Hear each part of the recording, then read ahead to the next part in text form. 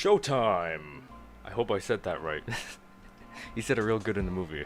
Hey guys, how's it hanging? It is Eric Blue Jay here.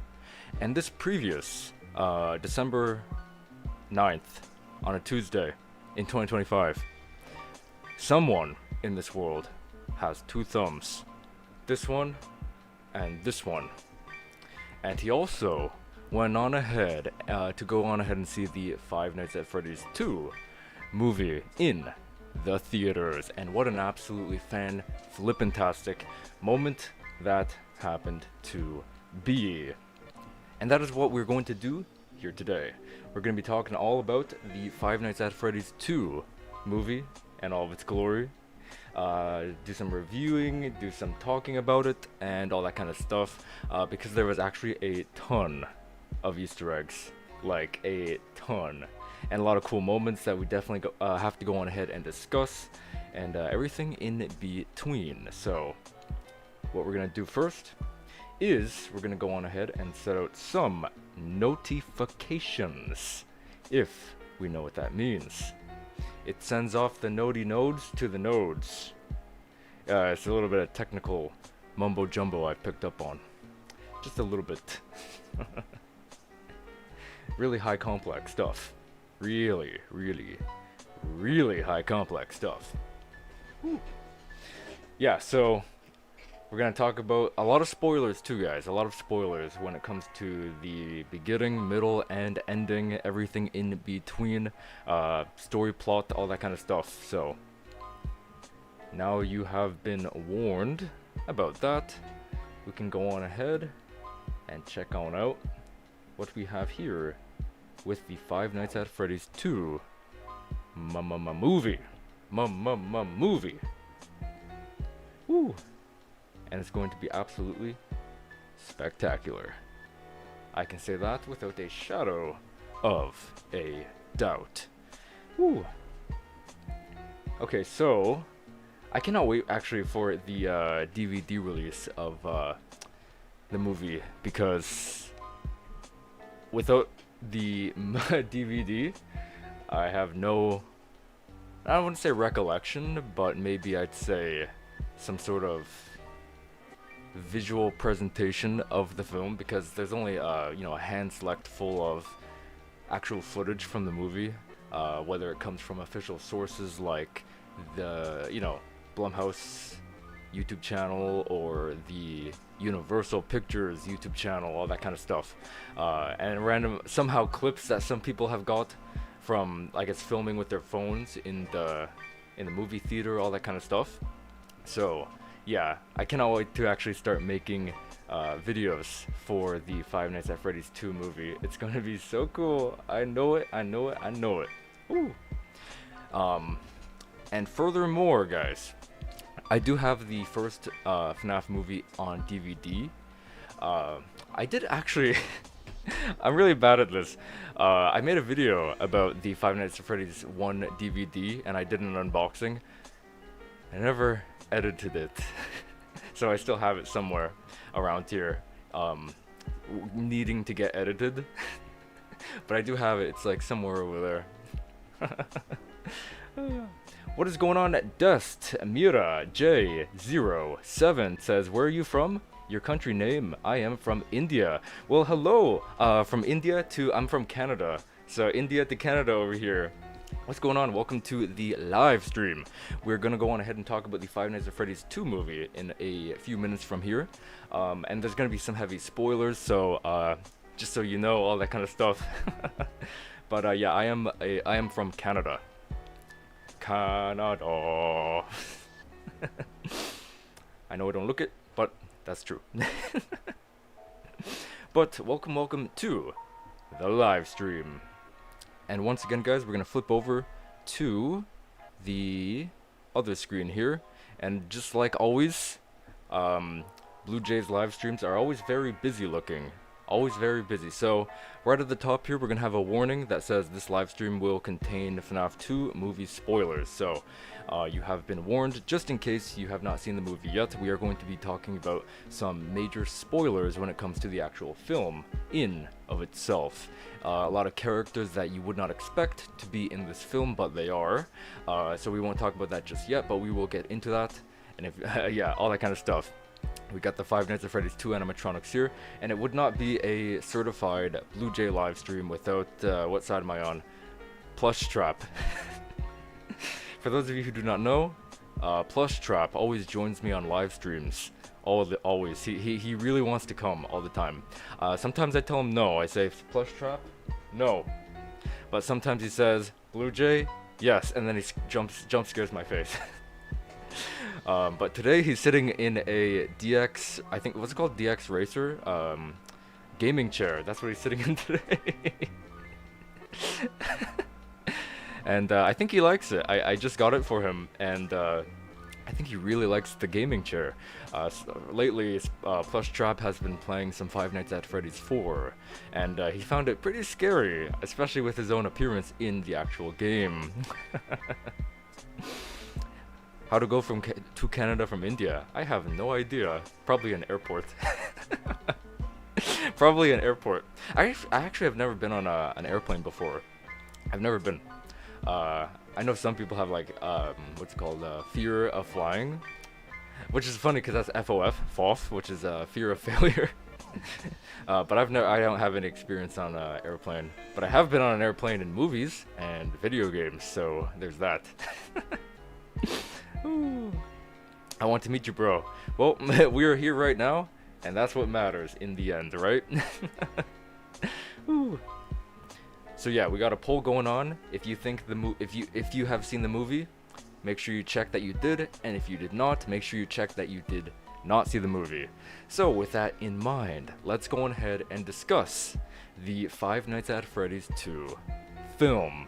So the first film came out, I believe it was 2023 if I recall. So fast forward 2 years from here, we are here in December 2025 when it comes to the second movie, aka the prequel sequel if you want to call it. So as we know, the game Five Nights at Freddy's 2 was a prequel to the first game. I actually did not think that Blumhouse or the movie in general would take place as a sequel. No, a prequel, sorry. I thought it would be a sequel to the actual first film. In a way it was, but also in a way it wasn't, and I was not expecting that whatsoever. I was mind blown when we learned that it was sort of balancing in between both realms of prequel and sequel kind of stuff. So it was kind of in the middle, branching off from different points of view from the past and also the present. I was really impressed with that. Yeah, so again, the second game was a prequel to the first game. The movie, however, yes, it was taking place in the present time, after the events of the first movie, right? But, interesting though, we did get a lot of flashback scenes. We got a lot of characters from the past, from the prequel realm, I'd like to say, in Five Nights at Freddy's 2. What I mean by that is we have the original well, I don't know how do you say it? The original location. I don't even know how to say that. Like, there's a lot of what you could call original location, whether you mean the original characters like Freddy, Fazbear, Chica, the chicken, all that kind of stuff. But then you have what came before it, the toy location, which did technically come before that. But then a lot of people would say Fredbear's Family Diner would be like the original location. But yeah, I always found that funny. But what we have here though is the toy location, which did come before the first location, both in the games and the movie, which I found super cool to go ahead and explore.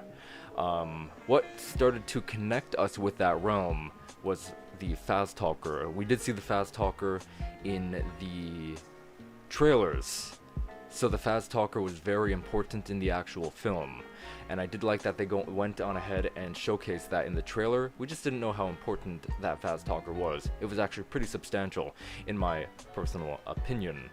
So the movie did open up with Charlotte in the toy location. I think it was yeah, it was the toy location, of course. Way back in the day, this was a complete flashback.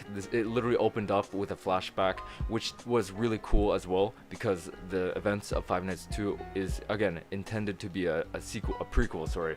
And they literally opened up with a prequel, and then sort of transitioning it into a sequel or present time sort of scenario in a sequel film. So they did open it up with Charlotte Emily, which, as you guys know, is Henry Emily's daughter, who also went on ahead to possess the marionette or security puppet, whatever you want to call her, in either in Five Nights 2 or Pizzeria Simulator. And I do find it very interesting what they have been doing with Pizzeria Simulator as of like the last 5 or 4 years, so we'll get into that later too. Very interesting. I do want to talk about that later down the line. So yeah, the movie did open up with the toy location. Charlotte was, you know, so her interpretation in the film was a super pouty girl who didn't really like to talk to anybody and all that kind of stuff. She did have, I don't know if I'd say she had a group of friends, but she did have a friend from the looks of it, and it was this blonde girl who did go on ahead and resemble Vanessa, which I do want to talk about Vanessa, especially from the ending of the movie, which we'll get into. Which again, oh my god, the movie was absolutely insane. I cannot even fathom. Woo. Account name is Prince Mirage, I think, if I'm pronouncing that right. Sorry if I'm pronouncing that wrong. Prince Mirage 2. That's a really cool name. And what's going on? Oh, another prince. What the? Prince Louis I says, hey, it was awesome for FNAF fans, but it was terrible for a normal person who wasn't huge into FNAF. I, in a sense, do agree with that. I think you need to both be a Five Nights at Freddy's fan going into the second film, but I also think it's fair to say if you saw the first one, you should have a little bit of a lead into the second one. What I wouldn't say though is the sort of prequel sequel thing that they were hanging on in the second movie.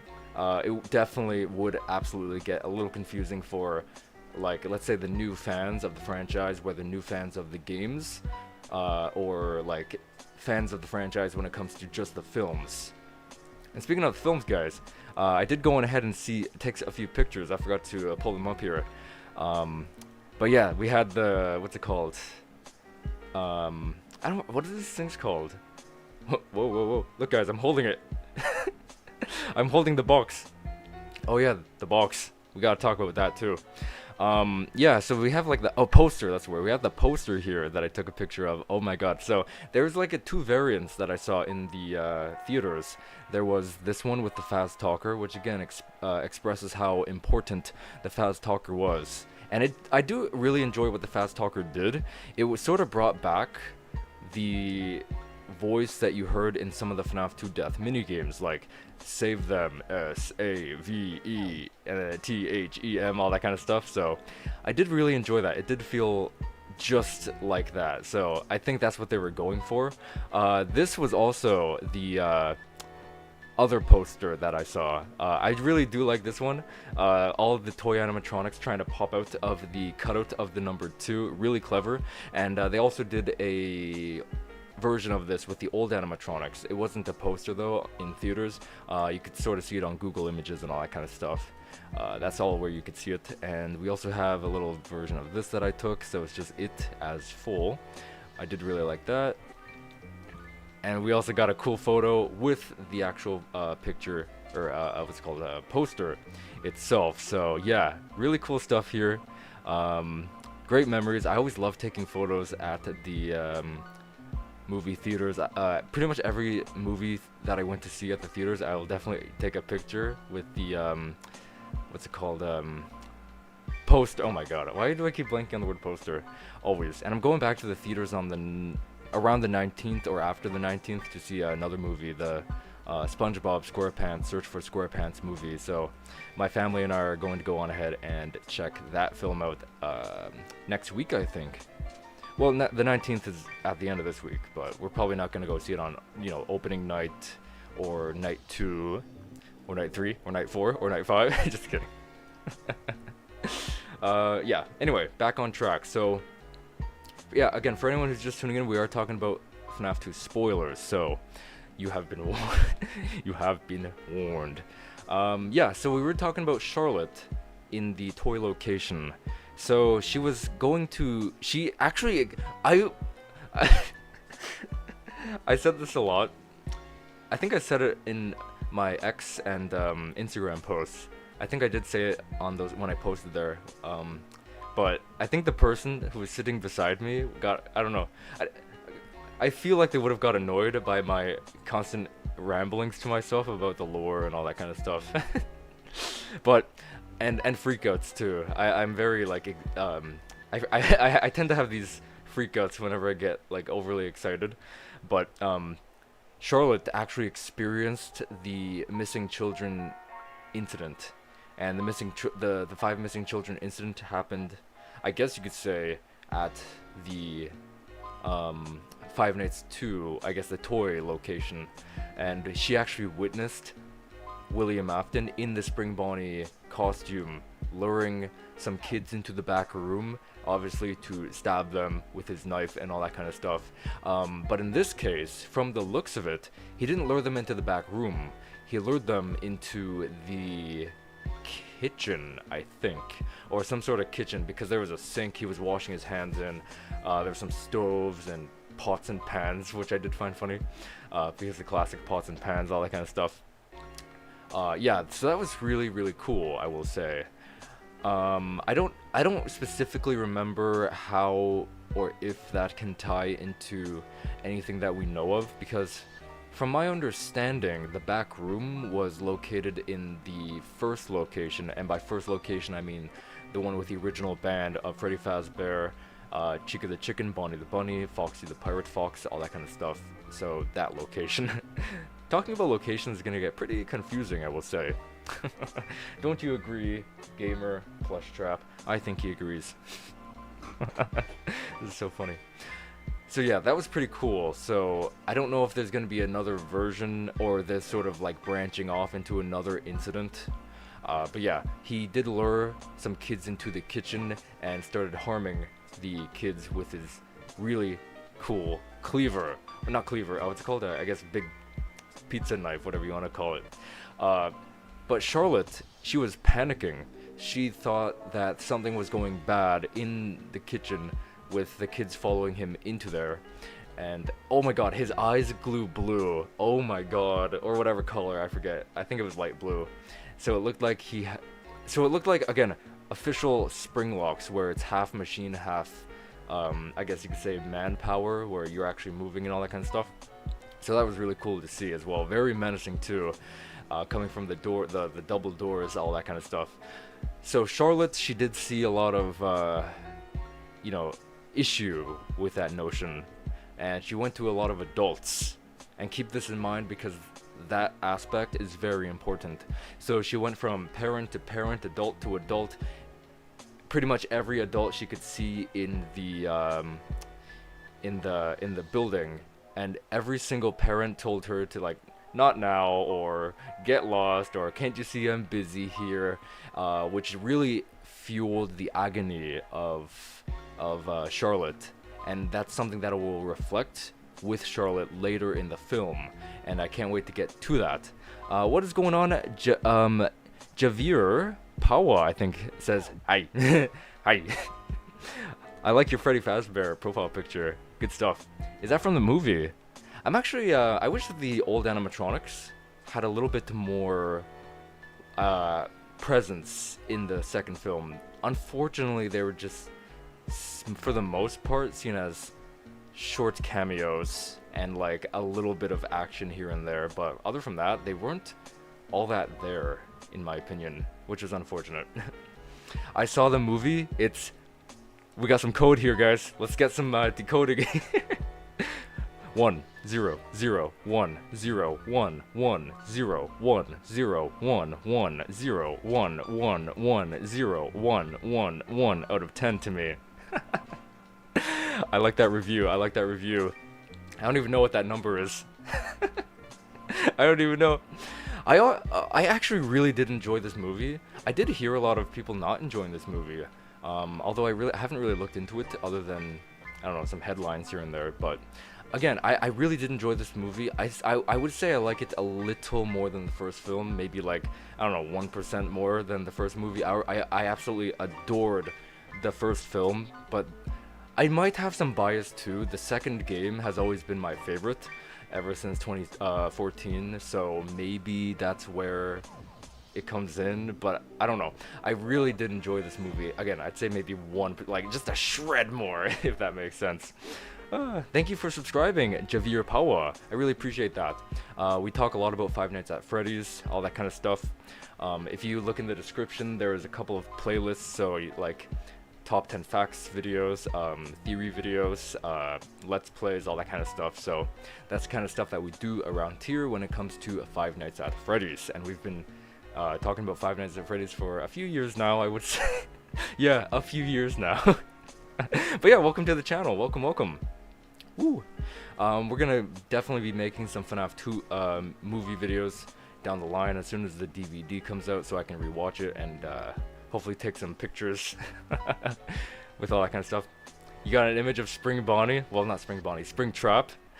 Whenever I talk about the FNAF movie, I say Spring Bonnie, but now we're gonna have to start talking about Spring Trap, especially when we get to talking about the ending of the film down the line. Yeah, the spring. I think I used it in the thumbnail, didn't I? I did, yeah. I made that thumbnail like 2 days ago or 3 days ago. I forget. I don't remember. But yeah, oh my god. So on the thumbnail, on the right side of the thumbnail, that is Spring Trap. Yes, Spring Trap does make an appearance in the film.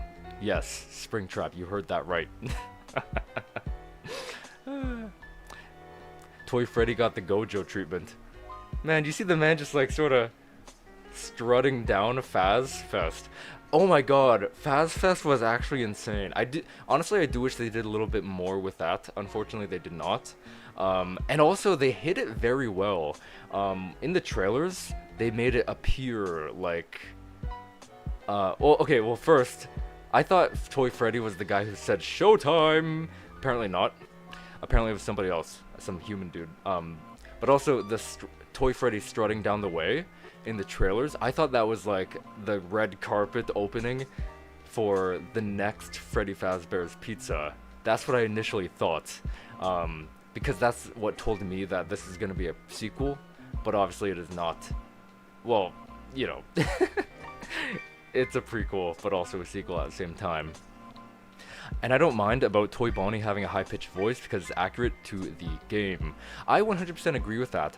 The first time we've ever heard Toy Bonnie's voice was in Five Nights at Freddy's AR Special Delivery. He was actually the only animatronic that has not... Sorry, he was the only toy animatronic, excuse me, who hasn't talked in Ultimate Custom Night, which is kind of surprising.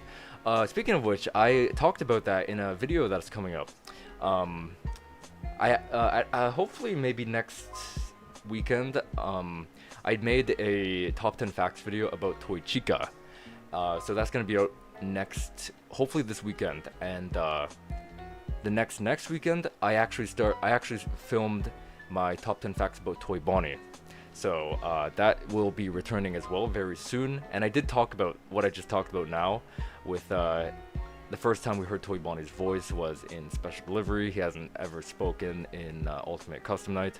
And yeah, fun fact, guys. I'm sure you guys know, but for anyone who doesn't know, MatPat has been the voice of Toy Bonnie in the film. He did an absolutely wonderful job adapting the voice that we got from... what is the name? I just narrated it in the... Oh my god. I forget their name. But they voiced Toy Bonnie in Special Delivery, and you wouldn't even guess that it wasn't them returning to voice Toy Bonnie, it was MatPat. You wouldn't have guessed unless you already knew. It sounded exactly like it did in Special Delivery. Oh my god. Very impressive. United States. I went to see it in a United States movie theater. Theater! You sound like Smike, just a little more energized. A lot of people do say that, which is kind of funny to me. Ever since like a long time ago.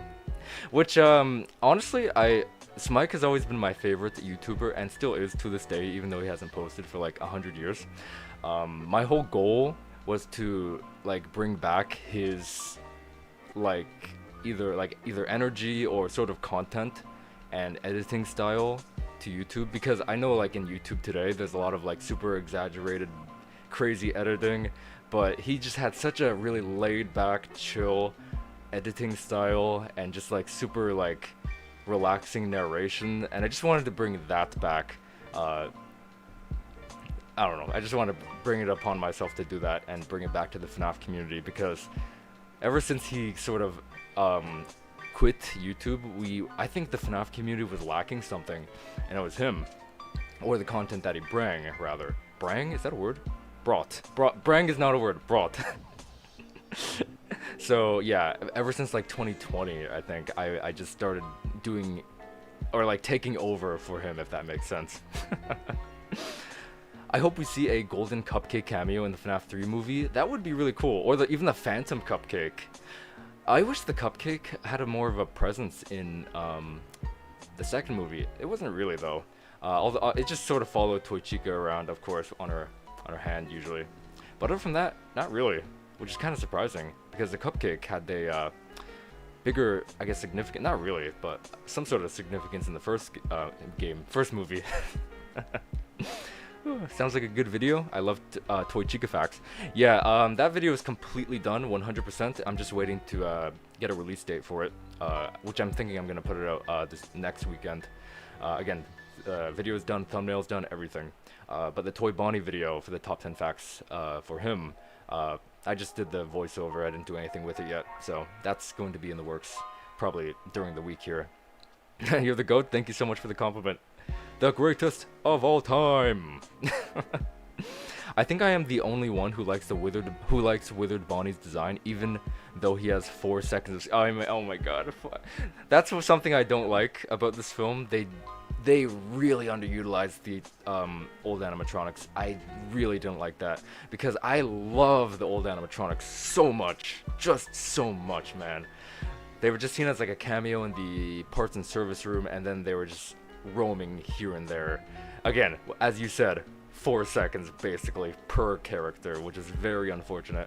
But that does bring my like, I was thinking after we were driving back from the theaters, like maybe they're going to recycle, because they literally made those for a few seconds of footage. So I'm thinking they're going to recycle the contraptions or the build of the old animatronics and turn them into the phantom animatronics, except Bonnie. Because also old Bonnie has always been my favorite old animatronic.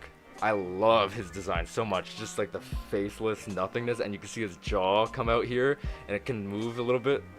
I think it moves in, I don't remember, might have been a fan anime, I don't remember, but yeah, I've always loved his design.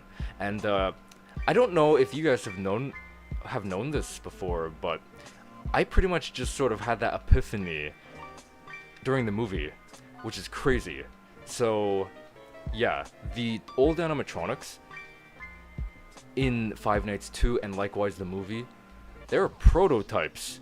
For whatever reason, I always thought they were the actual original characters. I don't know why. Although I do understand that they were turned into the original characters at the, the establishment in the first game. I do know that. But I didn't know they were prototypes. That was incredible to learn. That is why, because we've always wondered, why does old Freddy and old Bonnie have the buttons on their chests? Why? We know now, because they were prototypes. It was insane, dude. Oh my god, well, not changes, but like that opens a lot of like doors in my brain. I'm like, oh my god, they were actual, that's why they have the buttons, because they're not the same. They're not the same. And that's probably why they didn't even recognize Mike at all. Although what is interesting is that they were trying to kill him. They were. I'm pretty sure the Wizards are gonna come back because there's no way they built that for the 1 minute of screen time. I know they are making a cameo for them. They've definitely gotta. I know in the FNAF 3 movie they are definitely gonna do the box. I can like obviously this is not confirmed, but the toy animatronic scraps box in the like left corner of your office in Five Nights 3, I can definitely see them doing that again because again they got the face plates, they've got everything from the FNAF 2 movie to recycle and use for that prop. When it comes to the Wizards, I really do think they're going to recycle them and design them for the Phantom animatronics. I definitely think that, except Bonnie. Unless they're going to make Phantom Bonnie for the first time ever. But again, I do wonder if there was a reason why Phantom Bonnie did not exist in the in FNAF 3. There's probably a reason for that. I'm not 100% sure why, but I've always did wonder if it had something to do with, I forget the name of the book. It was one of the books, Fazbear Fright's books, and it took place in Fazbear's Fright. And I don't remember if any Phantom necessarily appeared, but it did emphasize a lot about. I did a theory video about this too. I really enjoyed making that one. It was a long time ago too. I definitely have to rewatch that to remember anything about that. What is going on? Golden Plush Trap and Serpent Mangle says, hey, what's going on? Welcome to the live stream. We're talking about the Five Nights at Freddy's 2 movie, so just in case you haven't seen the movie, we are talking spoilers right now. You should react to, yeah, he makes videos about FNAF fan games and mascot horror. He is infamous for the rant against Sister Location. I have watched a few of, yeah, that's funny to say, yeah, videos. He did make a Smike video, which I did watch.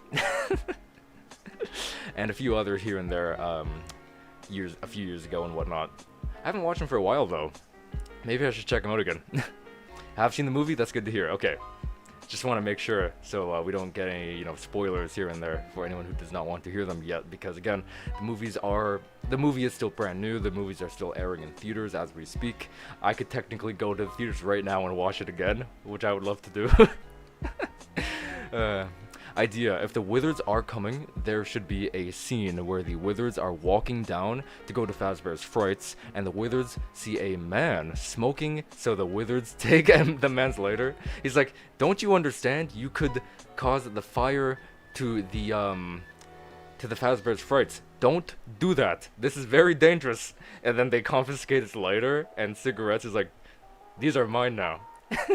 And since they're so much taller than an average human, they could be like, try to get it, get your cigarette. And it's like, I want it, gimme. Oh, that'd be funny. That'd actually be a funny, animation. I feel like oh my god, we need to talk about the Phantom Bonnie Easter egg. I did talk about that in my top 10 facts about Toy Bonnie video, though.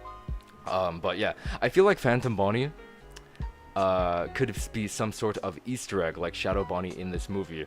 Yeah, again, I could definitely see them recycling old Bonnie into Phantom Bonnie. But I don't know if fans would like that. I don't know, honestly. I don't know about you guys, but I wouldn't mind at all. I've always wondered if A, there was a reason why there was no Phantom Bonnie, and B, is there a reason why there can't be, and all that kind of stuff. Maybe the book talked about that. I don't really remember the content about that book, unfortunately, though. Was it your smoking message? I did find that funny. The Wizards are definitely gonna have to make some type of reappearance. Yeah, it was just out of nowhere for it not to come out of nowhere again. I am honestly just a tad disappointed that, again, they had a few seconds of screen time. Was that screen time great? Absolutely. But was it super short? Also absolutely. Which sucks because the old animatronics were such a highlight of the second game. Such a highlight, man. Oh my god. And talking about them again, old Freddy and old Bonnie again, they have buttons. And the paper plate pals in the second game, they also have buttons. And that means the paper plate pals were designed off of the old animatronics. The prototypes, if you will. Interesting, huh? And that also brings up why the Faz Talker was found in the first game's location in the movie.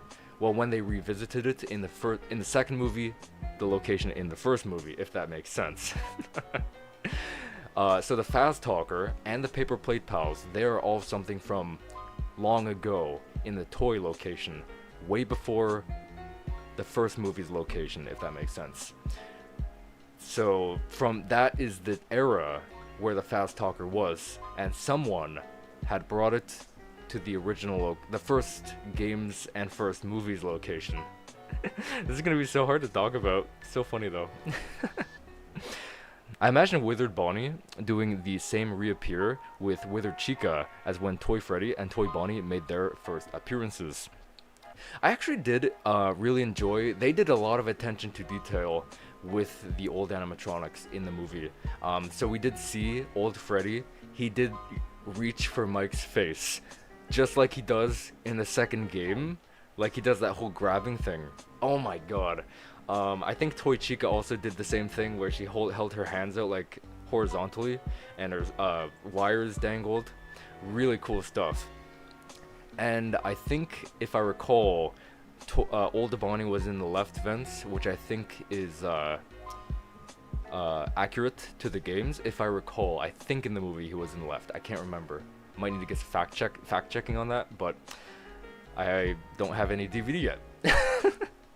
Although I do remember seeing a post saying it's gonna be released on digital, whatever that means. Maybe Peacock or other streaming services. Maybe it means DVD, but I don't think.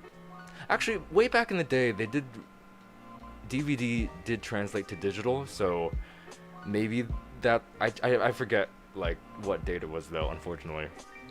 I really hope they give voices to other animatronics in later movies, because it gave the toy animatronics way more personality. I 100% agree with that, especially when you have the glam rock animatronics full of personality. I did talk about this in my top 10 facts about Toy Bonnie video that's coming soon, I guess you could say. Toy Bonnie's voice gave him a personality, because as we know, Toy Bonnie's voice lines is all like, I'm the best, I'm the superstar, I'm a real rock star, blah blah blah. You wouldn't have grasped that from his character in the second game or Ultimate Custom Night, but in Special Delivery you can definitely capture that now that was his first appearance having a voice. And again, MatPat absolutely crushed it when it came to adapting Toy Bonnie's original voice into a cinematic adaptation. Very good on his part. I'm going to scream if Withered Bonnie's eyes turn red and if they counter Springtrap. That'd be actually pretty cool if he met Springtrap. Oh my god. Just like him meeting Toy Bonnie and all that kind of stuff. Because he'd be like, you have a face. And who also has a face? Spring Bonnie. Or Springtrap as well. Oh my god, wait. I don't remember. They probably did do this. But in the Five Nights at Freddy's 2 game trailer, and also in the game, old Bonnie had white eyes sometimes and sometimes red eyes. I think, if I recall, I might be wrong, they did that in the movie. I might be wrong. I think that they flashed red and white in the movie. Very cool, if I remember that correctly. I think they did though, I think. Pretty sure. I like how MatPat followed what AR did and gave Toy Bonnie that high-pitched voice. Yeah, I said earlier in the stream, if you didn't know MatPat was voicing Toy Bonnie in the movie, you would not know that the voice actor had switched for him. Like, he sounds exactly how he sounded in Special Delivery, like one-on-one. You'd think it was the same person. You literally would. I was mind-blown to hear his portrayal. Like, a great adaptation for the source voice for Toy Bonnie. He absolutely blew it away. Oh my god. I think Mangle was actually underutilized in my opinion though. Although the scene she was in was so cool. I like that car scene was probably one of my most anticipated scenes to see in the film, and they absolutely over-delivered when it came to that. So scary, especially the theater vibrations in that scene. during that scene, sorry, was crazy because every time Mangle sort of screamed at Vanessa in the car or reached her limbs inside the car to like grab her, the theater would just like vibrate super loudly. I'm like, oh my god, I feel like I'm in the car.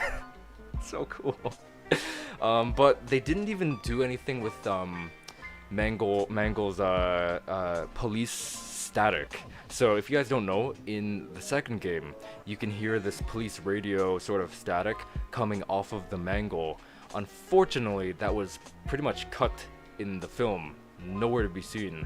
I would have absolutely loved to see that. That could have absolutely tied into something, whether outside or inside the building. And speaking of inside or outside, they absolutely nailed it when it came. Well, I guess nailed it when it came to like how do you say? Evolving or enhancing, I guess, the way, the rules of the game, if that makes sense. So they actually did say the rule, like in one of the trailers for the movie, like brand new rules or something like that. Yeah. So what they meant by that is this perimeter thing. So the toy animatronics are not allowed to leave the building whatsoever. Which is interesting to see. And you can actually disable that apparently in the building. So interesting how they did that. I really did enjoy that too. Idea: if Withered Bonnie was voiced by the same Ultimate Custom Night actor, now we are standing face to face. Goodbye, creator. Time to face the consequences of your creation. That'd be, honestly, that would be pretty cool. If I recall, I don't think any of the older animatronics talked.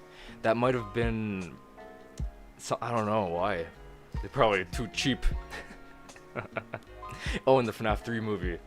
Actually, you know, bringing that in the FNAF 3 movie would be pretty cool if our theories are to be correct in saying the older animatronics will come back. That would be cool. FNAF AR was a great game in my opinion. I just really liked the concept. If only they actually added more characters and not overused skins. FNAF AR was definitely one of my top 5 favorite games. I really enjoyed just hanging out playing it. I also do wish they did bring other characters into it and brought characters that they said they would bring into it but never did. Lefty, Glamrock Freddy, Glamrock Chica, all the Glamrock animatronics. Well, I don't know what I'm saying, but you know, they promised a lot and didn't deliver. Yeah, they did a lot of skin work. I do think the skins were cool. I really do think that. I also saw these concept skins that I've never seen before. Whatever, they were like, I don't know, time traveler toy Chica, steampunk somebody, I don't know. There was all these characters I didn't see. I'm like, is FNAF AR back? This is a while ago. But yeah, that's not real. I don't think. No, it's not real. It looks real though. It's not. Although I think Into the Pit is also one of my top favorites too. I need to finish that game. I actually have not finished it yet. I did make a video about it. Not made a video. That was an older video that I haven't published yet. My goat Withered Freddy needs a voice. I don't think he has a voice, does he? I don't remember. Are all these numbers some sort of code? Someone decipher the code. Then we can input it on the what's it called? The Fazbear Fright's wall. We can input it in the Fazbear Fright wall, and then see what we get. You know, that'd be funny. That was so evolutionary too. Just like inputting a wall code. Oh my god, I love that kind of stuff. Especially when you like go ahead and figure it out. Yeah. So Charlotte, all that kind of stuff. I also found it interesting actually that so we saw how Mike's behavior in the first movie, right? We saw that. It was all about dreams, nightmares, bad dreams, haunting his brain about his younger brother, Garrett. In the second movie, it was sort of the same, but focusing on Vanessa. She was also dealing with nightmares, bad dreams, all that kind of stuff when it came to her father. So obviously in the first movie, Spring Bonnie, aka William Afton, was spring locked to death. All his body's all mangled and innards and pokey inside his body, and he is dead.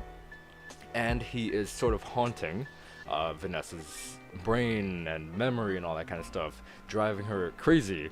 And even some of the characters called her, Crazy Eyes, which is kind of funny.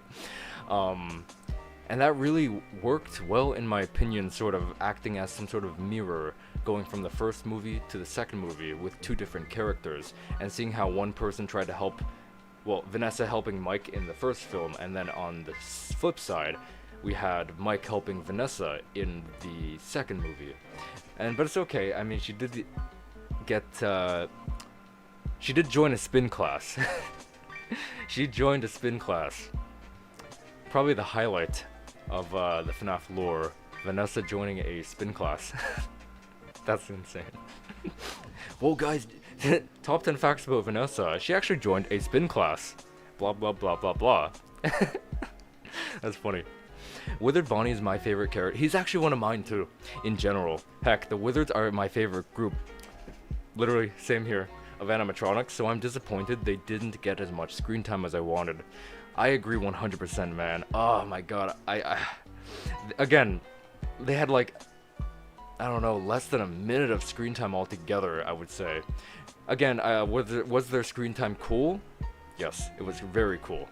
But they definitely didn't have as much as I wanted. They had like one appearance, not including the inanimate parts and service room scene. Which, again, such a missed opportunity.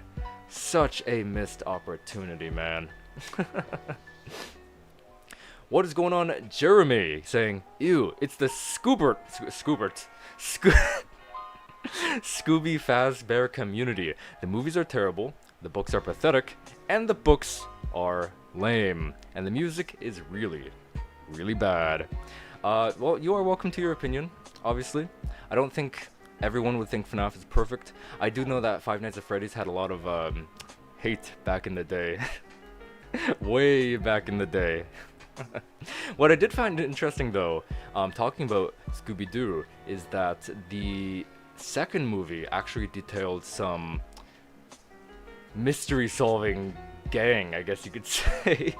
They had like the mystery-solving van. I forget their name. They're like, oh my god, I forget the name, but they had a logo on their van. I forget. But it had those people investigating the toy location. And what's interesting is that Mike actually invited them. Now you may be saying, Mike? Why would you do that?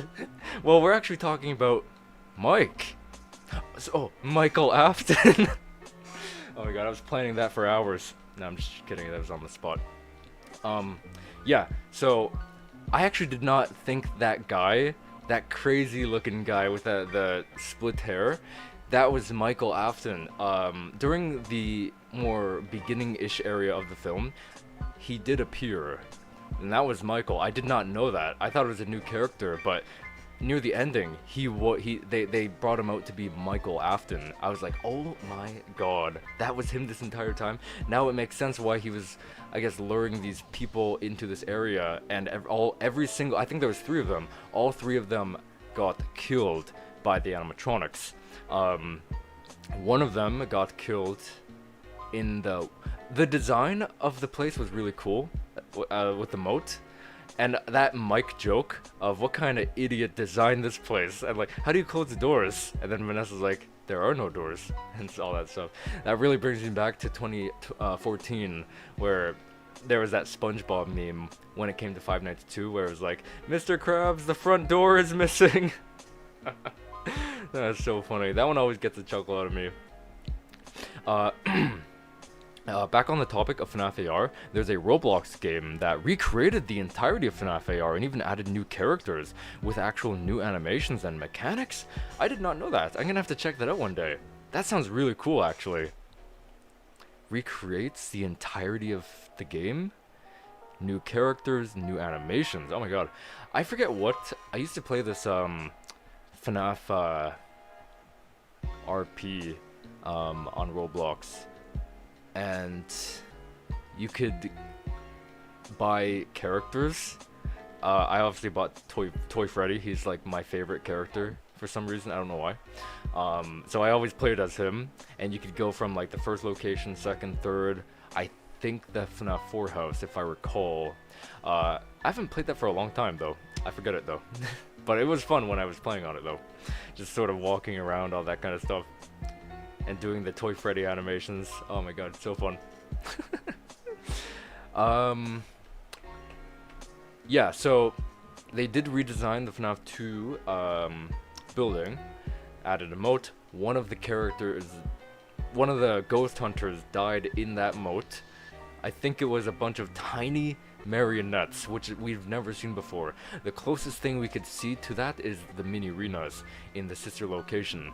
But other from that, we have never seen this tiny marionette. And there was like a million of them in the water, sort of, I guess, chomping him from his toes up, and then the blood just turned red. Absolutely disgusting, man. Whew. I actually don't remember how the other person died. I know all of them did. I just forget how one of them died. Oh, no, I do remember now. So one of them got possessed by the marionette, and that was so cool. They gave the marionette a humanoid version, and it looks just like how cosplays look. Well, not just like higher budget, obviously, but it looked so cool just seeing a real marionette.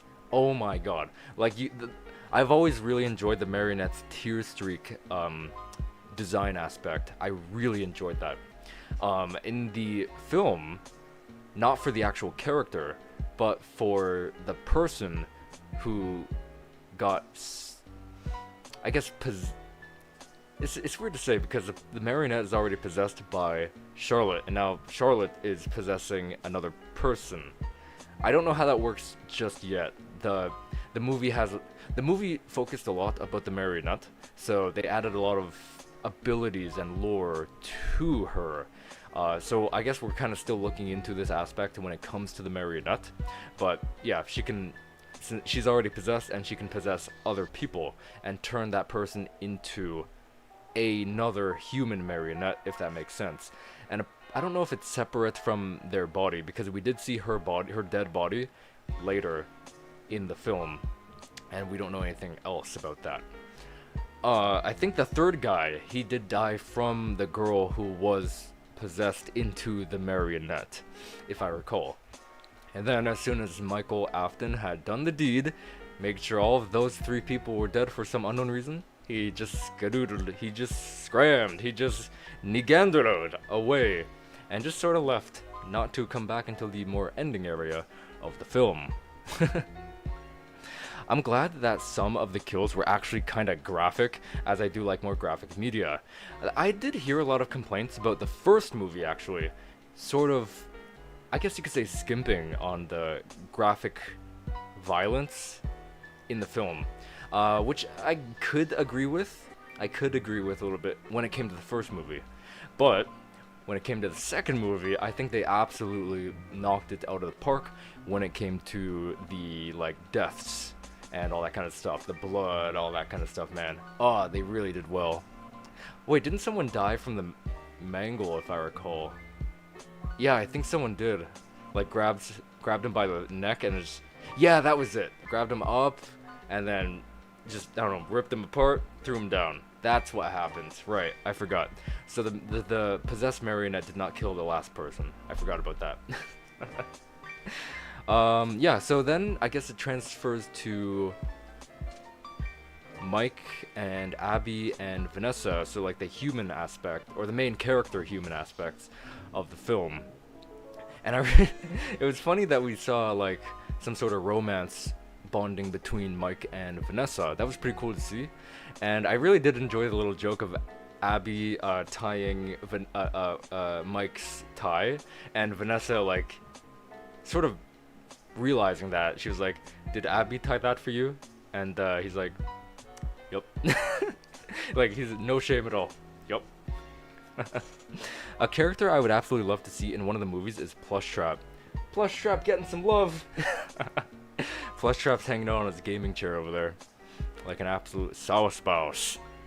I think Plushtrap would be pretty cool because he'd take a really different approach from any other movie character we've seen yet. He'd be this tiny thing, and he would usually, in the sense of a film, be out of sight. He'd be down here. There's no center for him unless he's really far away, but any up-close shot would be absolutely terrifying because you wouldn't know he's there. That's why in the game he sits super far away from you, whether in FNAF 4 or that minigame in Help Wanted or Help Wanted 2, I forget. I've never played Help Wanted 2. I bought it and never played it. If that makes sense. I've never played it before. I've seen full Let's Plays though. I just never played it myself. Which is an issue I have, buying games and never playing them. Oh my goodness. Actually, I've not even played Secret of the Mimic yet. I have not watched anyone play Secret of the Mimic either, so I will play it one day. What that day may be, I don't know. But I will have zero knowledge of Secret of the Mimic. But yeah, I going back to Plushtrap, I did think that the third movie, because we do know about the contract about a trilogy, so there's already confirmed 3 movies. We knew this from the get-go, basically. I initially theorized that the third movie would bounce between FNAF 3 and 4, but now, after seeing the film, I'm thinking that it's going to bounce between FNAF 3 and Sister Location, because there's no way they built this circus baby suit for no reason at all, right? And also, Henry's music box had a ballerina in it, and it could have been a little hint at like, ooh guys, Ballora. I don't know if that's the case, could be, could not be. But I found that very interesting that we saw Circus Baby and a ballerina as well in the same film. I thought that was sort of telling us something like, oh guys, look look at this. But I don't know how they're gonna do that, because it'd make way more sense to combine FNAF 4 and Sister Location together, because the Sister Location is located right underneath the FNAF 4 house. So the FNAF 4 house is here, and the Sister Location is right down here, pretty much. So it would make a lot more sense, but I doubt that they're going to mix 3 and Sister Location. I doubt that. If they do, I will be mind blown.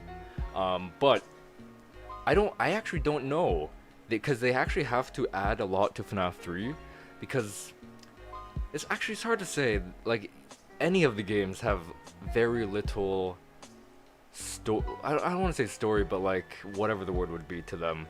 They had to add a lot artificially, whether it's in FNAF 1 or 2 movie. They had to add a lot. Like in the FNAF 2 movie, we had that whole science fair thing, and all this school stuff, and all this interaction between Mike and Vanessa, and a lot of other things adding to the story of FNAF 2.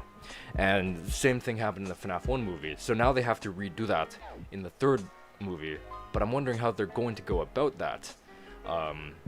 Again, it's going to be an all new story, so we don't have any sort of idea how they can do that. Obviously in the first movie, we know we could capitulate what they were going to do. Obviously they're going to reuse the same human characters. They're going to reuse, we already know they're going to bring back the older animatronics, all that kind of stuff.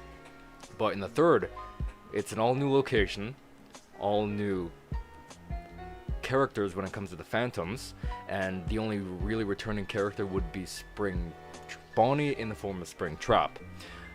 The only issue is, who is the main protagonist going to be? Who is it? Will it be Michael? Because Michael's still around. He did drop his badge at the scene of the crime in front of Mike's house at the ending of the second movie, sorry. So, interesting. So he probably escaped. So will he be the next protagonist? I think they're probably also going to do something with the main cast of Mike and Abby. Well, obviously Vanessa's going to be in it, but I don't know if I could call her part of the group anymore, for those of you guys who have seen the ending of the second movie. And that broke my heart, actually. The ending of the second movie, that really hurt in here. Oh, that's so sad.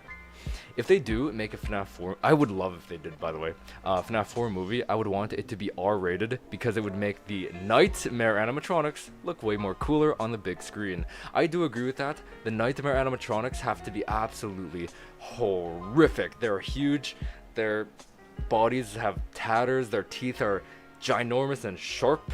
Oh my god. And recreating the Bite of 87 would be crazy. I know they obviously, you know, you can't kill somebody on set. But like doing some crazy editing to make it look like Bite of 83, sorry. Oh yeah, the Bite of 87.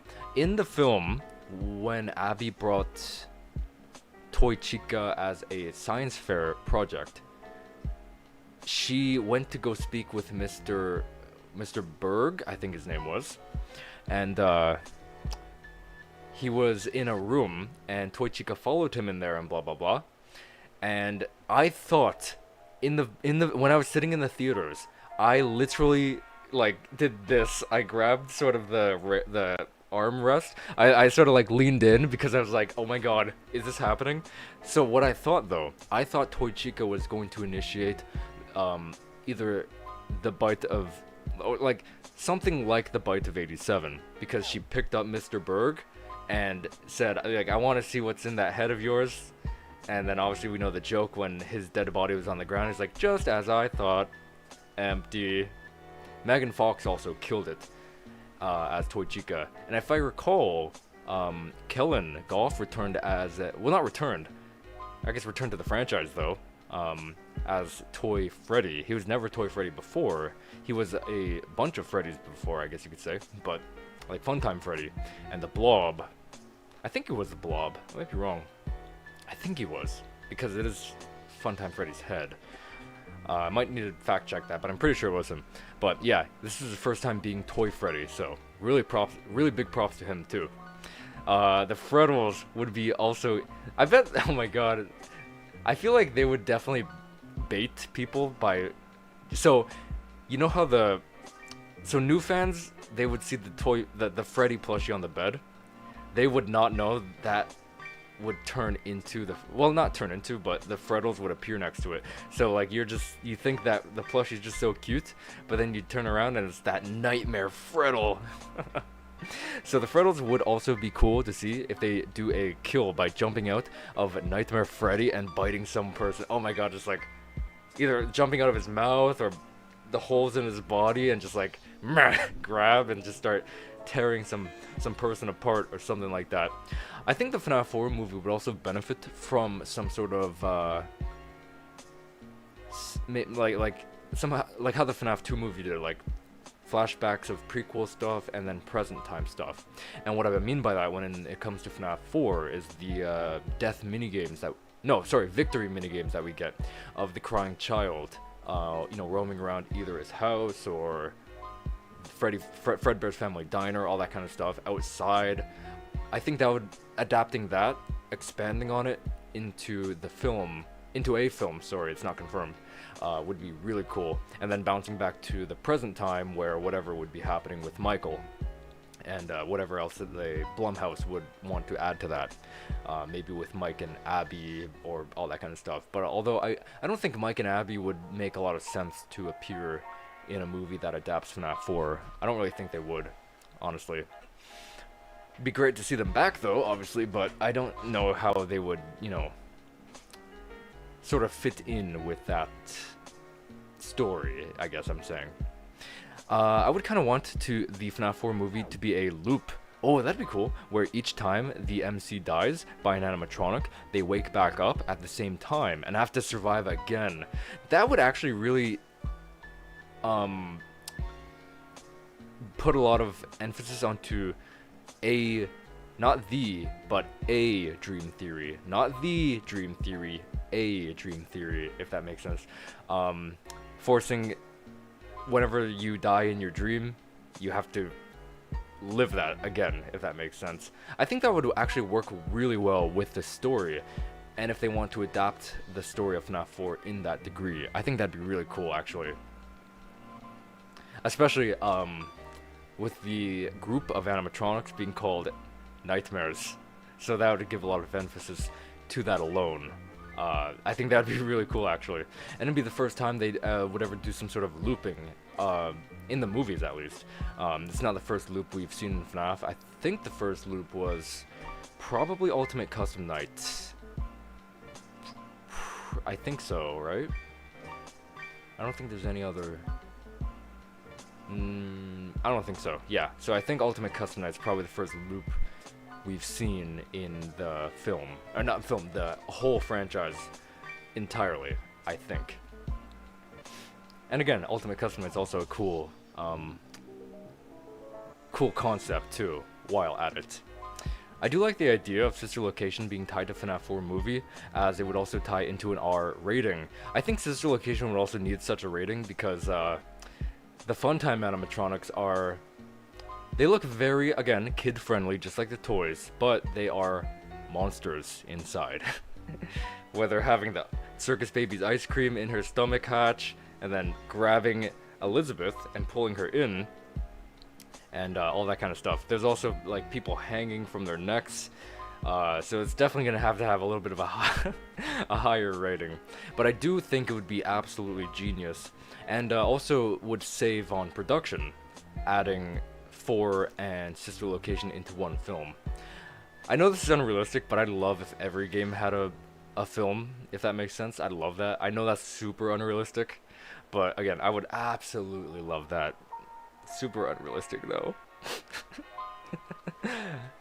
Even a security breach movie would be super cool. I think it'd be way better than the actual game. I don't really like that game. So I think the movie would be way better, in my humble opinion. I don't know how many FNAF movies there will be, but I need a FNAF 4 movie because FNAF 4 is peak. FNAF, a lot of people do like FNAF 4, and I absolutely do agree. FNAF 4 I would put in my top 5 favorite FNAF games. I think a movie adaptation, again, would be spectacular, especially adding the Sister Location into the story as well. I wish they did get like a quadruple, I think the word is, contract, because that would confirm FNAF 4.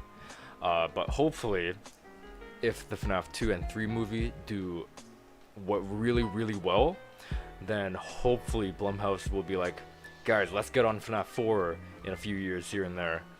Because we do know there's a contract for 3 movies. We just don't know about 4. Unfortunately. I really want that too. Oh my god.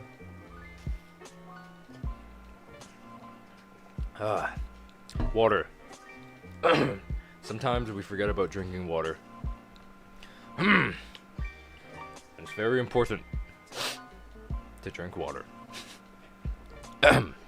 I also hope the voice actor for Toy Freddy, oh my god, Nightmare Freddy comes back to voice him in the movie. I wonder if they would do that. I think it's pretty rare to see any reoccurring, or let's say source actor for a character in a movie.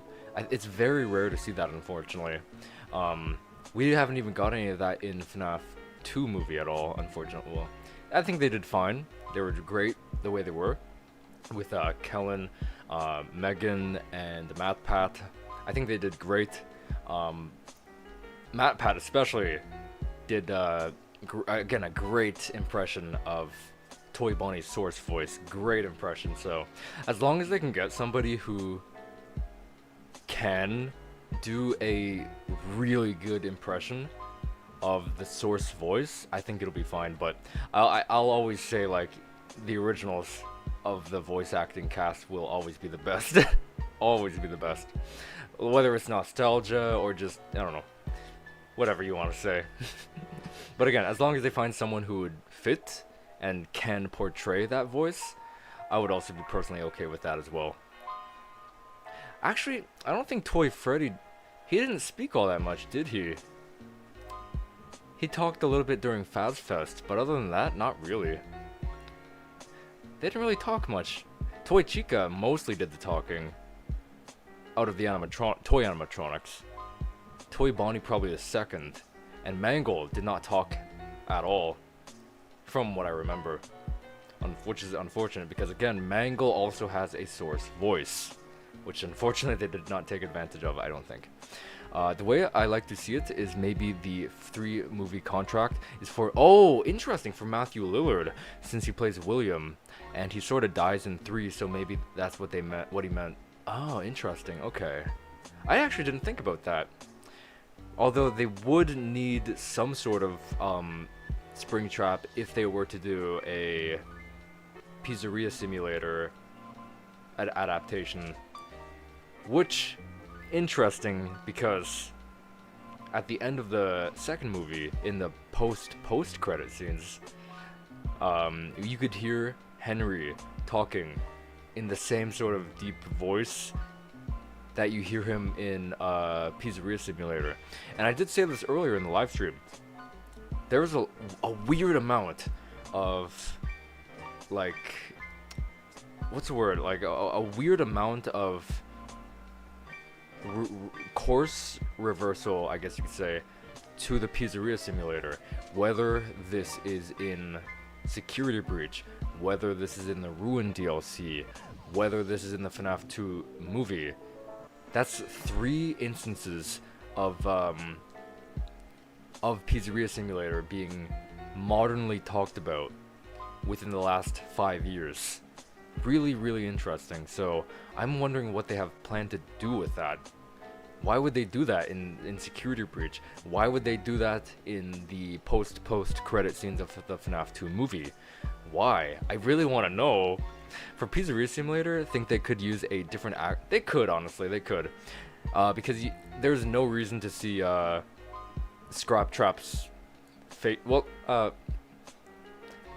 I guess there's no reason to see what's inside Scrap Trap. Like, although he could open his mask to like a really purpley, disgusting face though. But it doesn't have to be Matthew Lillard. It could be anybody. So yeah, I could see that too. Yeah, so they could use a different actor and maybe make William sound older and more decayed. Yeah, so they could definitely get an older gentleman to, if they do a Pizzeria Simulator adaptation in some form. Who knows? They could actually talk about that in the FNAF 3 movie. Like, they could go to the future in some degree and showcase Scrap Trap, I guess you could say. And it could be some other dude. I would love to see, like, a lot of makeup on the guy, to see a lot of melted sort of aspects on his face, really sunken eyes with a lot of black around them, decorating his teeth, all that kind of stuff, and then turning the skin more dark and purple. Oh my god, that would be so frightening when the Scrap Trap like will open his mouth and show like what's inside him.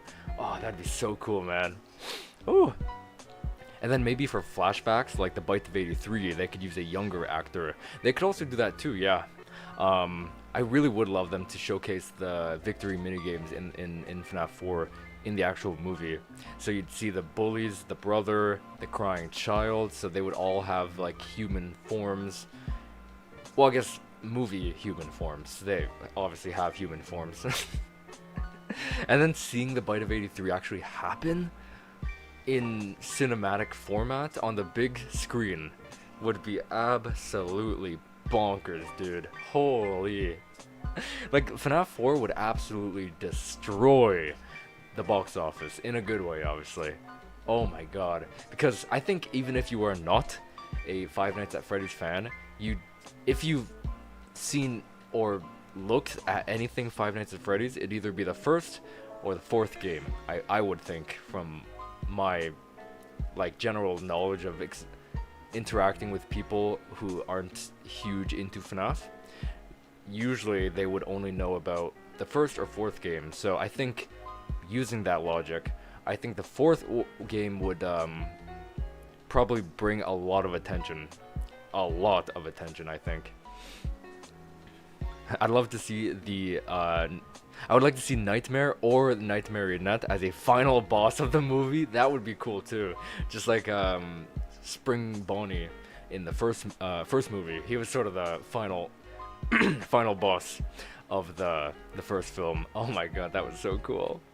Even the final boss in the second movie was sort of Michael in a sense, because he was actually controlling the toy animatronics.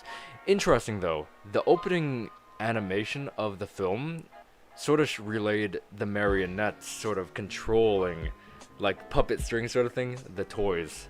But we didn't. I don't think we really saw that in the film, other than the animated opening. It was more so Michael doing that. He was controlling the toy animatronics. So I'm wondering if there's a connection to that. And my connection to that is deep, because he is related to Vanessa. And we saw Vanessa transform into the marionette, or a version of the marionette that we saw Lisa, Abby, and now Vanessa also undergo. All three of them underwent the exact same procedure. So that was also pretty interesting and heartbreaking too, because Vanessa is going to be completely different in the third film. Completely different, and somehow they're going to use her. The Phantom Puppet was a thing in the third game. So I'm wondering, will they be doing the actual Phantom Puppet, or are they going to also bring... Well, obviously they are going to bring Vanessa into the gang and all that kind of stuff. Hi, alright, bye. I haven't watched yet. Just want to say hi. Welcome to the live stream, Universal Nebula. I did see your comment from, I think earlier this week when I posted the community tab of my photographs at the movie theater. So yeah, unfortunately you have not seen the movie yet. Yeah, we are talking heavy spoilers right now, so I appreciate you tuning in and say hi, but yeah, we are talking heavy spoilers, so but yeah, you have a good day, and hopefully we'll see you again sometime, maybe after you see the FNAF 2 movie. It was absolutely spectacular, oh my god. But yeah, enough about that. But yeah, back on track, guys. A callback to my loop idea. I think they could end it in the MC waking up since he completed the night without dying. That would be cool, because so it could be like the horror happens, but realistically it was all a dream or nightmare. None of that ever happened, right? So then that could not how it ends, but like near the ending of the like gameplay segment of the movie, let's just call it, like it was all a nightmare, he didn't actually die. Yeah. But yeah, near the end of the film, I was just saying Vanessa turned into a marionette. Now this is going to sound very confusing. Now I'm starting to think, ever since we were driving back from the theaters on Tuesday night, somehow Vanessa is Elizabeth Afton. I'm calling that right now. She could have legally changed her name, but not her last. Well, I don't even know what her last name is, but she is an Afton because her dad obviously is William, her brother is obviously Michael, but her name, she was never referred to as Elizabeth. So I'm thinking, is Vanessa another way to say the name Elizabeth? I don't know. My name is not Elizabeth. Interesting though. So in the same film, we saw the circus baby costume or suit, and also interestingly, we saw young Vanessa see that suit. Interesting. So all of these points coming together really made me believe that Vanessa they are secretly hiding her as Elizabeth, one of the other daughters of the Afton family. I don't know how to like put that together cohesively though. This is very, very confusing. And at the end of the film, Michael sort of struck a deal with Vanessa. I don't know, deal or something like that, saying like, you should come back to us. Your dad, blah blah blah, did this for you, blah blah, all that kind of stuff. But she said she was happy with Mike and Vanessa. But what happened at the end is Mike said to Vanessa, like, stay the hell away from me, all that kind of stuff, which broke my heart too. Oh my god, that hurt, because we went through one film and another film, two films, with them so close to each other, all three of them. They were like some sort of family. But at the end, he was like, just get the hell away from us. And like, Michael wants nothing to do with Vanessa ever again, sort of deal. That hurt. Which, again, now it makes me think that Vanessa is going to turn bad or something like that and join her brother, Michael. And we know that Vanessa is now turned into a possessed puppet. So that is definitely fueling her to be an antagonist of some sort in the film, the third film now. Interesting though, she has a lot of connections to Elizabeth Afton now. The only thing different is now that Marionette is here pulling the strings, which wasn't a thing in anything else of Elizabeth, unless there's something in a book that I don't know. But from what I know, the Marionette and Elizabeth had no connection to each other, but now they do in the film, of course. I feel like a loop could cause some backlash. Yeah, anything that derives from the source will like indefinitely cause some backlash, but it just depends how much people see it, I guess, as a hindrance to the source, I guess, as not everyone would want to see such action and gore for like an hour or two. So maybe some segments of the movie could be cut to some of the 8-bit minigames. Those would be, again, the 8-bit minigames would be so cool to see adapted and expanded on. I think they obviously like need to expand on everything because FNAF in general is very limited, obviously, especially the original quadrilogy. They were very limited when it came to like story, all that kind of stuff. So obviously they're definitely going to have to expand on that, because even in the first movie they had a mall, they had like, even the second movie they had a school, all this kind of stuff. So yeah, they have to expand on that in some outer degree too, outside. So I think we would probably see, if this fourth movie were to happen, then we'd probably see the crying child's experience at school, similar to Oswald maybe in Into the Pit, and definitely more of an insight to his family matters, how the older brother would bully him. I would also be interested to see why there's a mangle thingy inside their house. It could be some sort of prototype or something. Oh my god, also what's interesting is pre-mangle was officially seen in FNAF 2 movie. I don't know if pre-mangle has any source, official source by the way, in a book, visually in a book, or like the survival log, any of that stuff, but pre-mangle was seen in the second movie. Pre-mangle has been seen on like Gmod or Left 4 Dead 2, like the workshops for those games. So like, and for any of you guys who've played Gmod before, obviously we would have a ginormous inventory full of FNAF ragdolls and player models and all that stuff. I know I do. So even way back in the day, we would have seen the pre-mangle. So you probably know what I'm talking about. She sort of has Toy Chica's body, but sort of recolored to be white and pink, all that kind of stuff. And they officially showed that for the first time, from my knowledge, in the second movie. Really cool to see that. I feel like how they could adapt the 8-bit minigames is maybe like VHS footage. Ooh, that'd be cool. As if some of the occurrences were recorded by the Fredbear plush. Oh, that'd be so cool, because the Fredbear plush follows the crying child everywhere he goes, and even down below in the sister locations. I don't remember what it's called, but you can see it on the map of the sister location, but it is the custom night office. I forget the technical term for it though. The Fredbear plushie is sitting there and he has a speaker or a walkie-talkie or something.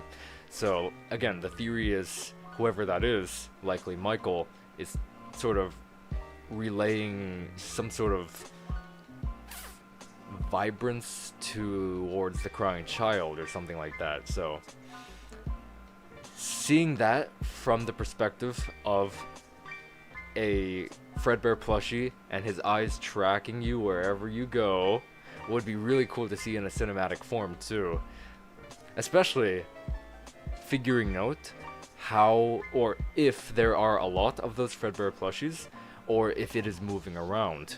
And I think that would be kind of creepy in a way, because for the first time in one of the Help Wanted games, we saw, actually no, we saw Plush Trap move before in 4.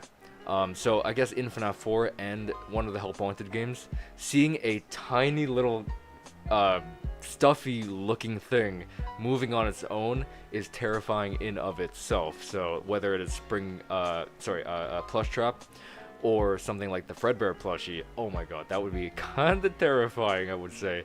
He just moved from on top of the grandfather clock to on the couch to on the corner on the floor. And it'd be even cool to see how they could adapt the final text dialogue, whatever you want to call it, when it came to that, because it was like in a dark room with all of the other plushies sitting over here in the light, and then the Fredbear plushie is telling the crying child, like, you know, all that kind of stuff. It's so you're done, kid. You're done. Tomorrow is another day. And then as everything disappears, and then you can sort of hear that faint flatline noise in the distance. Oh my god. Like, such a good story that FNAF 4 tells that you get to piece together. But seeing a cinematic and movie variant of that, with expanded lore, added scenes, new content, would be so freaking cool, man. And I think they could sort of work the gameplay into the film in a way, especially with just a kid in his room sort of thing, just like sort of like looking around left to right, looking in the closet behind him on the bed. That could work really well. Something I didn't like about the first film is they didn't really do any sort of gameplay. I know that sounds stupid in a sense when I'm saying it, like they didn't do any gameplay. But the second movie, they showed a lot of gameplay. So we had Mike sitting at the desk in the monitor, looking at the monitor. He did not get a job there, unlike the first movie. He was sort of sitting there trying to he was trying to hack. Okay, not hack. He was trying to do this computer tech work to turn off the toy animatronics, because what they did in the FNAF 2 movie was sort of also add some sort of special delivery aspect with the animatronics going to your house, not to deliver a package, but to deliver your death. Well, okay, that is sort of also special delivery, but what they did was Charlotte, aka the Marionette, had commanded all of the toy animatronics to murder every single adult, every single parent in the city. And that is exactly what they attempted to go ahead and do. So Mike had to sort of try to stop all of that from happening from the computer, while also surviving the night, which I loved. Adding the movie story as well as the actual gameplay into one thing in that scene. So he had to put on the mask a couple of times. The mask was really cool because we got to see how the old animatronics looked at the mask, because we do know the Freddy mask will make the old animatronics think you are one of them, which is interesting. It was always interesting, but we never understood why or how. And what we did get to see in the movie is what it looked like in their eyes. So we got to see from the old animatronics lenses what it looks like. So they sort of scanned the Freddy head and said, you know, he's good, and then they sort of left. He's one of us. Then they just leave. And then we got to see what it looks like for old Foxy, which I really liked. When he scanned it, it was all red, glitchy too, by the way, glitchy. And that glitch that old Foxy experienced reminded me heavily of the opening cutscene in Security Breach, because we saw from Glamrock Freddy's point of view, and his point of view got super glitchy, and then he fainted on the floor, sort of thing. It kind of reminded me of that in a sense, which is really cool, I think. And man, the old technology, seeing that was kind of insane too. I really enjoyed that part. surviving the night. They also had the lights on, like, the exact same light square panel on the left and right above the vents, just like in the game. Unfortunately, they never used them, so it's probably just a sticker on a block tile or something like that. Unfortunately, they never used it. I wish they did, but they didn't. Whoa. I love those light buttons. They're so classic. I think how they could adapt the final message is maybe once the main character dies by an animatronic in a later part of the night, instead of a VHS perspective, it would be a more of an interactive flashback. Do you mean like interactive flashback by the crying child would be experiencing that? Like, he's experiencing himself experiencing that scene.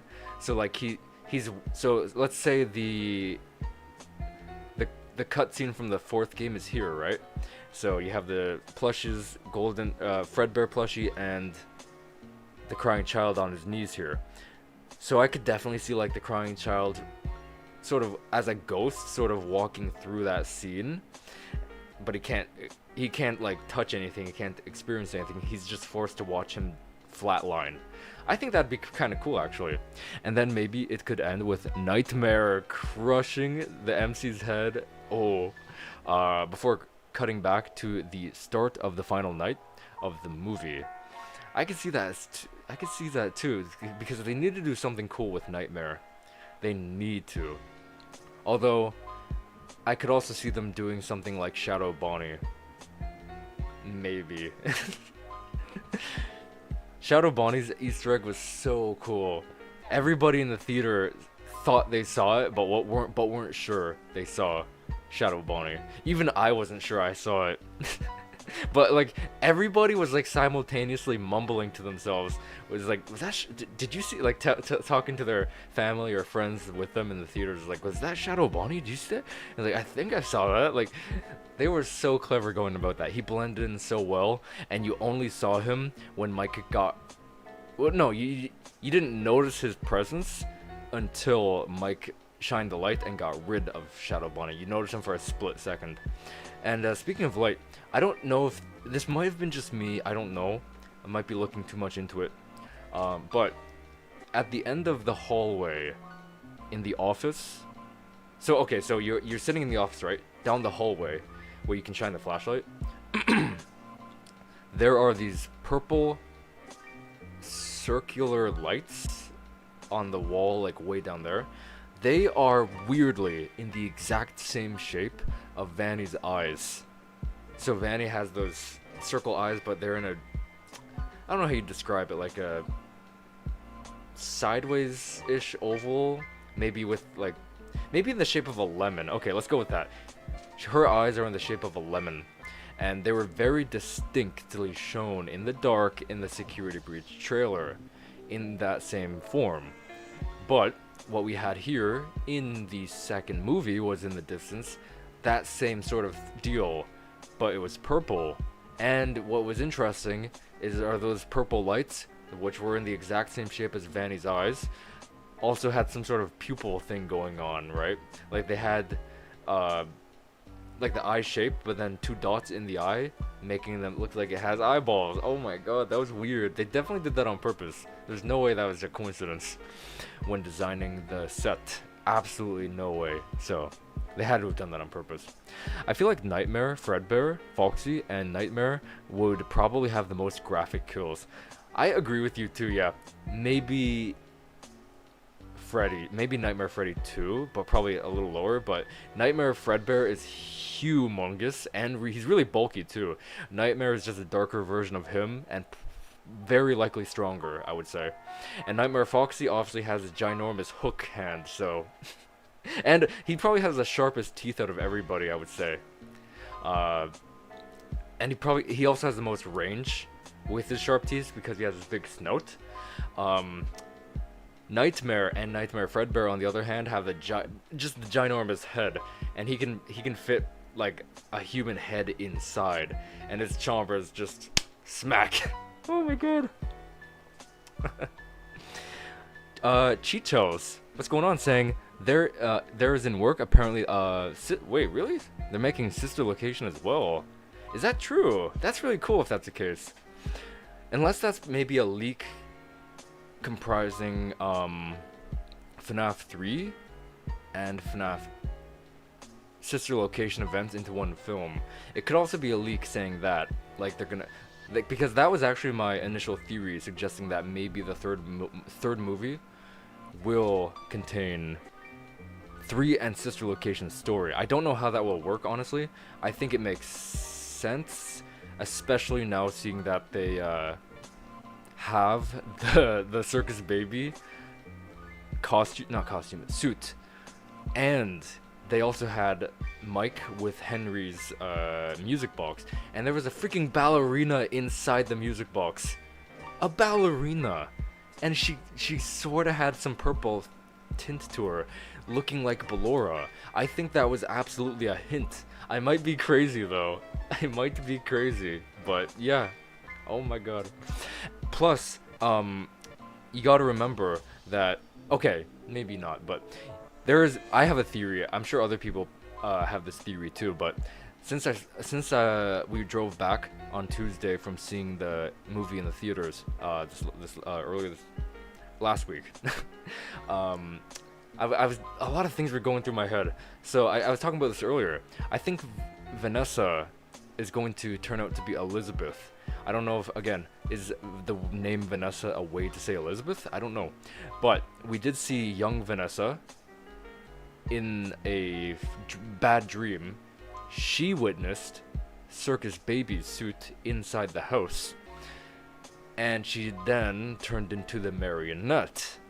A version of the Marionette. Sorry, not the. So I think that Vanessa is, again, Elizabeth Afton. And she's going to be bad or something in the third film. But that brings into the question of why did Circus Baby exist already? Obviously, Circus Baby and the Funtime animatronics existed a long time before even the toys.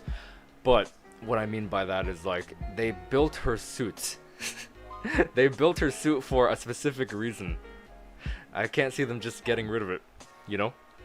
I would have loved to see some form of body horror with Springtrap in the third movie.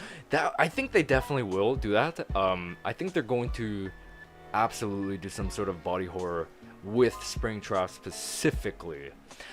Whether it is sort of cremating in the... We are definitely seeing the Fazbear Frights horror attraction burn to the ground. We're definitely seeing that. I'm very excited to see that, by the way. I think they're definitely gonna show him burning. But other than that, I hope they do add some sort of other body horror. What it could be, I'm not sure though. But they can definitely do some really creepy stuff. I guess you could do the open his mouth thing and see his entire decaying, disgusting face with all the... Oh my god, I could definitely see that. That would be pretty horrific. Which did you better enjoy, FNAF 1 or FNAF 2 movie? I would say 1%. I enjoyed the FNAF 2 movie like 1% better. Like, I love the first movie, but I might have FNAF 2 bias because that's my favorite game out of the entire franchise. But I think I like the FNAF 2 movie 1% better than the first movie. But what about you guys? I want to hear what you guys think about which movie do you like better too, because I know a lot of people didn't like the FNAF 2 movie as much as the first, and then, you know, vice versa and all that stuff. So I'm really curious what you guys think too. But yeah, I do enjoy the FNAF 2 movie, just again a little shred better. A tiny shred better. I do think there was a lot of mistakes though in the second movie, of course, with the underutilization of a lot of aspects, which we talked about a little bit in the live stream here. Unfortunately, like the old animatronics and all that kind of stuff. I did like the emphasis on the puppet though. They really focused on the Marionette in a really cool way, so I am happy about that. And sort of using the Marionette as a legit puppet master, you know? Legit. So super cool to see as well. Genuine FNAF 2, much more scarier. Same with FNAF 2 game, much more scarier than FNAF 1, which game that just brings much more entertainment. I can see that too, yeah. I think, yeah, like FNAF 1 was a lot more environmental. FNAF 2, again, was also a lot more scarier too than the first game, and I would say a little less environmental because FNAF 2 forced you to only look in one camera. So, every single environmental aspect after night 2 is roughly like, alright, night 3 and on, the only camera I'm looking on is the prize corner, and other than that, I'm looking in my office. Other than that, that's my entire environment. Whereas in the first game, you were forced to look everywhere in the environment. Then FNAF 3 brought that back, because you have to hunt for Springtrap on the cameras. Is he in the building? Is he in the vents? I have to find him, sort of deal. So I'm wondering how they're going to do that with the third movie too. And the vent system's going to be interesting too. I'm also wondering, in 3, they have on the left, there's that monitor, iPad. I always called it a tablet. I know it's not. It's a control panel. It had the reboot all, it had the ventilation, it had the power, it had the audio system, restart, all that kind of stuff. How are they going to go about that? I'm very interesting. And Phone Dude said, make sure you keep that ventilation rocking, man. You'll see some pretty wicked stuff, dude. So, yeah, I hope they're probably going to do something really cool with the ventilation in the third movie. I know they did something cool with the ventilation system in a book. Again, I don't remember what the book is. I made a theory video about that a long time ago. But the ventilation system, as we know from that book, is very important. So I hope they also show how important the ventilation is in the movie. I really do hope that. FNAF 3 has a big potential. If FNAF 3 has an end credit scene, I would love to see it be an Afton crawling across the ground before stumbling on either the Scrap Trap suit or the FNAF 6 location. I do honestly think, I don't know why though, there's gonna be something with Pizzeria Simulator that Scott really wants to portray.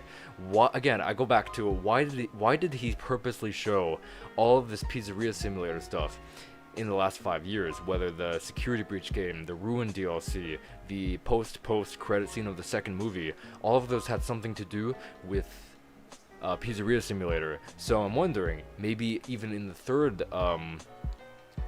movie, is there also going to be something to do with the Pizzeria Simulator? Is there, like, whether it's just at the end credits and the post credit scene or something? I don't think there's anything to do with Secret of the Mimic. I haven't played that game yet. Apparently you're playing as a Michael Afton from 1, 2, 3, 4, Sister Location, and 6. Yeah, that is a very, very, very popular theory when it comes to that. I do like that the movies gave us like actual Mike Schmidt. Like the actual Mike Schmidt. Like, not just be... they definitely did that on purpose, though. Or Scott did that on purpose. Because he had the protagonist in the first game named Mike. And then Michael Afton. Another way you can say Mike. Very interesting. I don't know. Personally, I'm on the fence when it comes to that theory. Like, I could go either way. And I personally don't care which one it is. Like, I'm not super like, no, it has to be this way sort of thing. But there is a lot of evidence points saying that Michael is the guy from all of those games, especially when you get to the reason of firing, tampering with the animatronics, and bad odor, because we do know him to tamper with the animatronics. He has a history with that, and he has a bad odor because his skin is decaying. He has tiny robots inside of him, all that kind of stuff. So all those 2 reasons of firing adds up to him as an individual from the little bit of information we had of him back in the day. So I do believe that in a sense, but I also like the idea of like multiple different people experiencing the story, if that makes sense. Like how Resident Evil, you experience an overarching story from the perspective of a lot of people.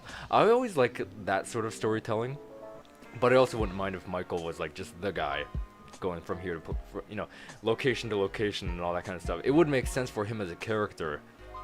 I will put you back together again. I can definitely say for a fact that Sister Location That's definitely Michael for sure. And I'm pretty sure 6. Yeah. Oh yeah, yeah.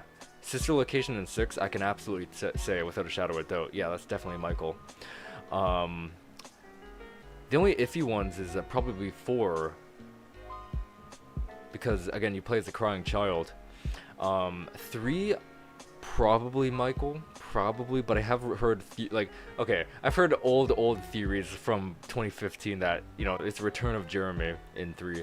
I still don't know who the protagonist of 3 is. If I look it up now, I'll know, but I'll probably forget because it's not super defining, if I recall. My favorite FNAF game, I would say, would be Sister Location and FNAF 2, but I like Sister Location and enjoyed it being out. Okay, so is it like you like Sister Location like a shred more like me when it comes to the movies? I also enjoyed Sister Location. I have a lot of, not issues with that game, but it's too hard for me. When I played Sister Location on stream, definitely, okay, so it's the same sort of thing. When I played Sister Location on stream last year, 2 years ago, I was playing every FNAF game before the FNAF 1 movie came out. 2 years ago, I think. No. And I got stuck on that Funtime Freddy and Bonbon thing. I can't do it. I literally can't do it. And I was playing the game to get some footage for a video that'll come down the pike or whatever that saying is, and I still can't do it. At one point I was stuck at the Springlock thing, but I think the Springlock suit comes after the Funtime Freddy and Bonbon segment. Pretty sure it does. And then also Pizzeria Simulator, I do not understand how that game works at all. Like gameplay wise, I don't understand at all. Like I can jump in a game of Pizzeria Simulator and die within 5 seconds. Like, what did I do wrong? I don't get it. I understand there's an audio system, ventilation system, heat, cold. The animatronics are lured to hearing stuff, all this kind of stuff. I don't think I can balance that, honestly. I don't understand. Although I did beat, I think, Friday at one point a long time ago, and I was so happy with myself. And I think I'm stuck on Saturday now, if I recall. And I just can't get through it. I just can't get through it, man. Sucks. Great game, though. Great game. Super scary. And funny. Good old Helpy. And Hefton with Helpules. No one asked for that. Nobody asked for Helpules. Nobody wants Helpules. So weird. Ooh. Oh my god. We're thinking now, of course, that since they used the Living Tombstones fan songs in the first movie end credits, the second movie end credits, and now we're all wondering if they're going to use their third game's fan song in the third movie, specifically the Die in the Fire song. I think that would work really well, especially if they ended off with the horror attraction going up in flames. Like, that's how they end. Although I don't think that's how they're gonna end the movie. I think they're gonna have a little bit more after they burn the attraction to the ground. But nevertheless, obviously, that song would fit very well with the movie in every single degree. Back to my FNAF 4 idea. I think they could implement Plush Trap as a Balloon Boy type character. Balloon Boy type character, huh? But he'd be more deadly. Oh yeah, Plush Trap. I mean, I always get them mixed up. Plush Trap would definitely be a lot more deadly than Balloon Boy. Definitely. Maybe we could see Nightmare BB as an Easter egg. I could definitely see that too, yeah. So a Balloon Boy type. Probably as a little, the little nuisance character. Mike in the second movie, he had some great attacks on specifically Balloon Boy. I remember my brother, he said, man, Mike did exactly what I've always wanted to do to Balloon Boy in the actual game. And I found him saying that really funny. Really funny. So, obviously, for those of you who don't know, but you should know, because we're talking spoilers here, Mike absolutely tears off Balloon Boy's head and freaking yeets his head down the hallway. So freaking cool. Also, what I did find interesting, and I pointed this out in my latest FNAF 2 movie video when I was analyzing the latest trailer, or at the time it was the latest trailer. Both in that trailer and the actual movie, Balloon Boy sort of appears from the desk, but you can only see sort of up to here, his head, and then up. So you can see here to his hat. I think that was definitely Easter egg to JJ. Because they did not show JJ at all, unless I missed it, but I don't think I would have, because the screen's ginormous. It's hard to miss something. Because, you know, we could have saw JJ underneath the desk. I don't think we did, though, but they at least put an Easter egg to JJ in the film as that Balloon Boy thing from what you saw him on the desk from here to here, sort of thing. Definitely a reference, I would say. Let's be honest, I highly doubt we're seeing... Oh yeah, the Jacko animatronics. I don't think they're doing that at all. Probably in a potential FNAF 4 movie. It's just a DLC, so I doubt they're gonna touch upon any of that. The only thing I could see though is them saying that FNAF 4 takes place in October. So in the film, when the characters go outside or go to school, all that kind of stuff, there would be like Halloween decorations on the houses and all that kind of stuff. That's like the only way I could see them like realistically tying the DLC into the actual potential film. The only way I could see that. What I find most interesting was the puppet can possess people in the movie and take control of them. Yeah, the movie really focused on the Marionette and gave her a lot of abilities that we'd never seen her to really have before. So yeah, she seems to be able to only possess women from the looks of it, because Lisa, Abby, and Vanessa, they're all tied together in some degree like that, and she has taken control of them. We saw Lisa's corpse though. No, I haven't seen anybody figure this out yet, but how does the Marionette work now? I'm not even sure yet. I'm gonna have to like rewatch the movie when the DVD comes out, and then just like hyper analyze like the Marionette's behavior. But basically, she can sort of, I don't even know how this works, man. Like, she can take control of women and turn them into a ghostly humanoid of herself, the Marionette. So we saw Lisa and Abby as a marionette sort of thing, with the black streak of tears going down, the black and white color scheme, all that sort of stuff. Really interesting. I don't even know how that works. I really hope someone figures it out though. I'd try myself, but I don't have there's no DVDs yet, so I can't. So I have to go off of memory right now, and I saw this movie last Tuesday, so my memory is a little fuzzy right now about the tiny details that you can see. But we do know that the Marionette can leave you as a host. So we saw Lisa's corpse in one of the rooms, just laying there. Her skin was completely white, and I think she had some blood or something, so she was obviously dead. She wasn't even breathing, she wasn't moving. It was obviously a corpse, in my opinion. So we do know that if the puppet takes over she can choose to kill you, I guess, or choose not to kill you, because she took over Abby. She's fine. Oh, she just felt like the orange gummies after Christmas or whatever. So she felt sick. So that's what the symptom would be if you survive getting possessed. But I guess the Marionette can choose to kill you as well, which is very interesting. I'm really curious how that works. They added so much to her character, like a lot. Okay, maybe we could see Nightmare... Oh, wait, that's a good point too, because Nightmare Mangle took over Nightmare Foxy, or Night Marionette.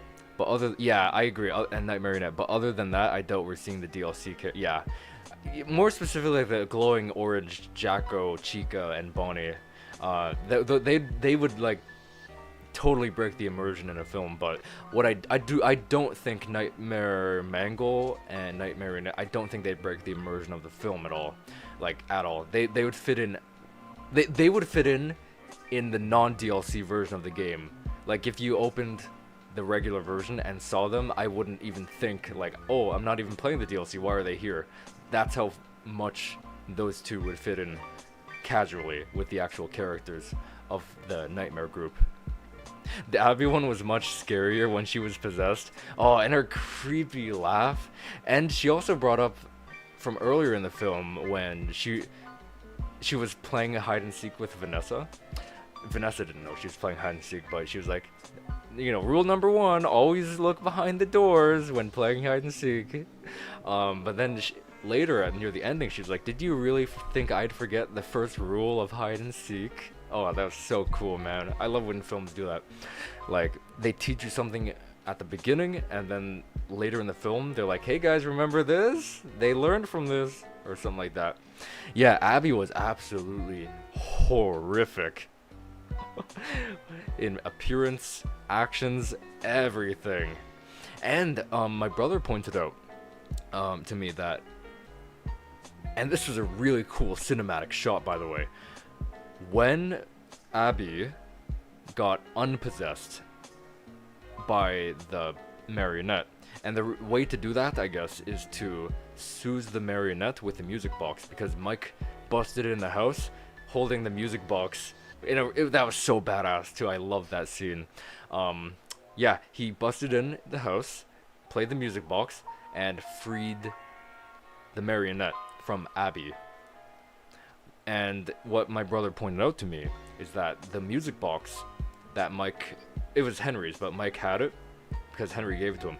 There was a mirror on the part that opens, and you could see the reflection of Abby's body, and the marionette sort of like going up, so you could see the marionette's legs moving up out of Abby's body, and then she was sort of like semi-consciously on the ground after that, thinking she just woke up from having those orange gummies from Christmas. I like that joke. Nightmare Mangle could be also a contender for the most oh yeah, that's true. Yeah, we're talking about the most graphic, like, killer of a Nightmare animatronic. Mangle could definitely do that because, again, she's just like Nightmare Foxy, but, well, just like Nightmare Foxy when it comes to like the snout, big teeth, all that kind of stuff, but she also has more of a body than Nightmare Foxy. So what she can do is grab you with her arm thingies and do whatever she wants, sort of thing. I don't forget if that head is on Nightmare Mangle. I forget. Probably is, though. And I do like the detail of in FNAF 4's DLC that the police static, it was still there for Mangle, which again, I unfortunately was lacking in the movie for Mangle. Although I can't be mad because Mangle's scene was so great. So great. I did want to bring up, though, as well, the head is on Mangle. Okay, I thought I remembered that. It just wouldn't be Mangle without that head. Although pre-Mangle exists now, but still. That's pre-Mangle, a little different. Mangle's such a cool character. Like, such a cool character. They really underutilized her in a degree in the movie, unfortunately. Unfortunately, they did. Because, oh man, she could do so much stuff. We did not even see her hang on the ceiling, man. I wish we did. That probably would be a little difficult, but still. The car scene was fine in my heart. It was great. One of my favorite scenes, I'd say, too, of the entire film. Oh, the car scene was from the trailers. It was like, that's one of the scenes that I wanted to see the most out of the film. It was just, you know, driving on a dark highway, or road or whatever, because I already knew there was absolutely going to be oncoming traffic. The trailer didn't show that, but obviously the movie would.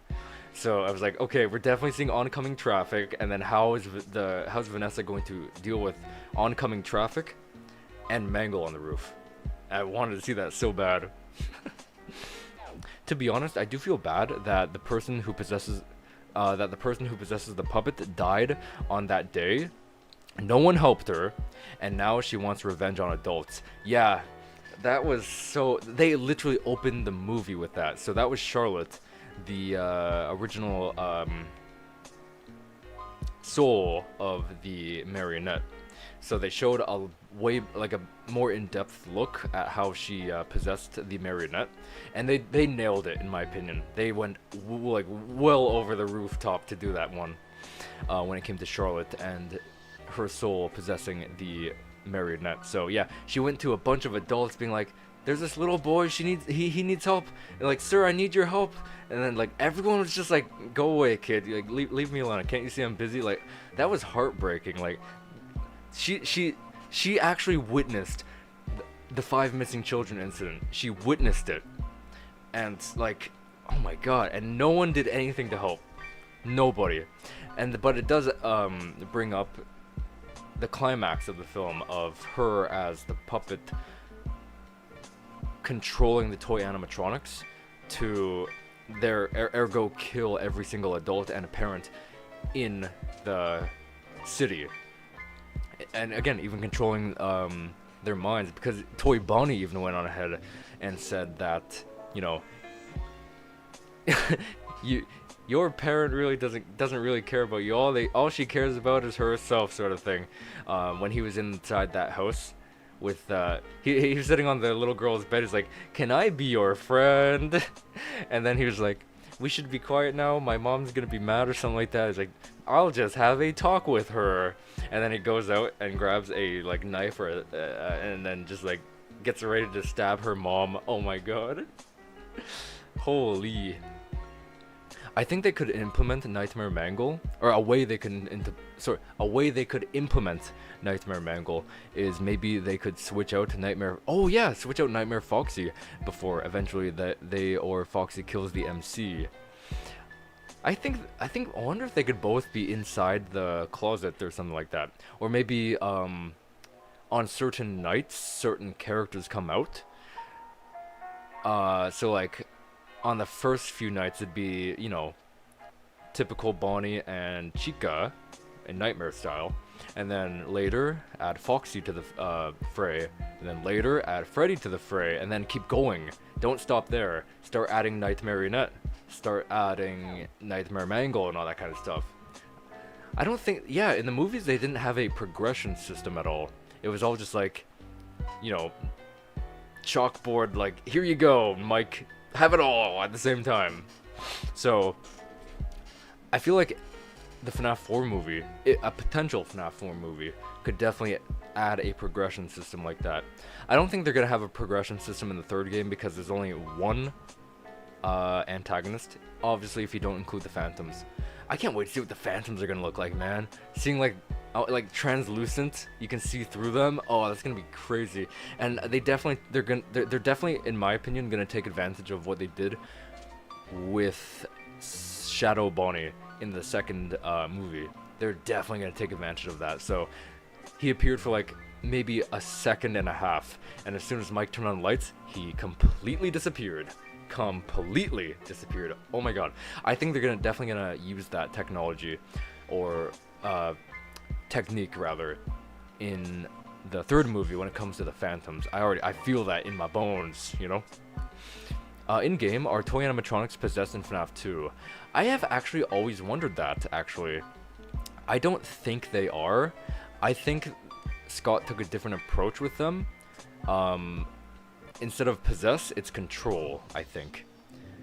Because the toy animatronics, from what I remember, they were tampered with, right?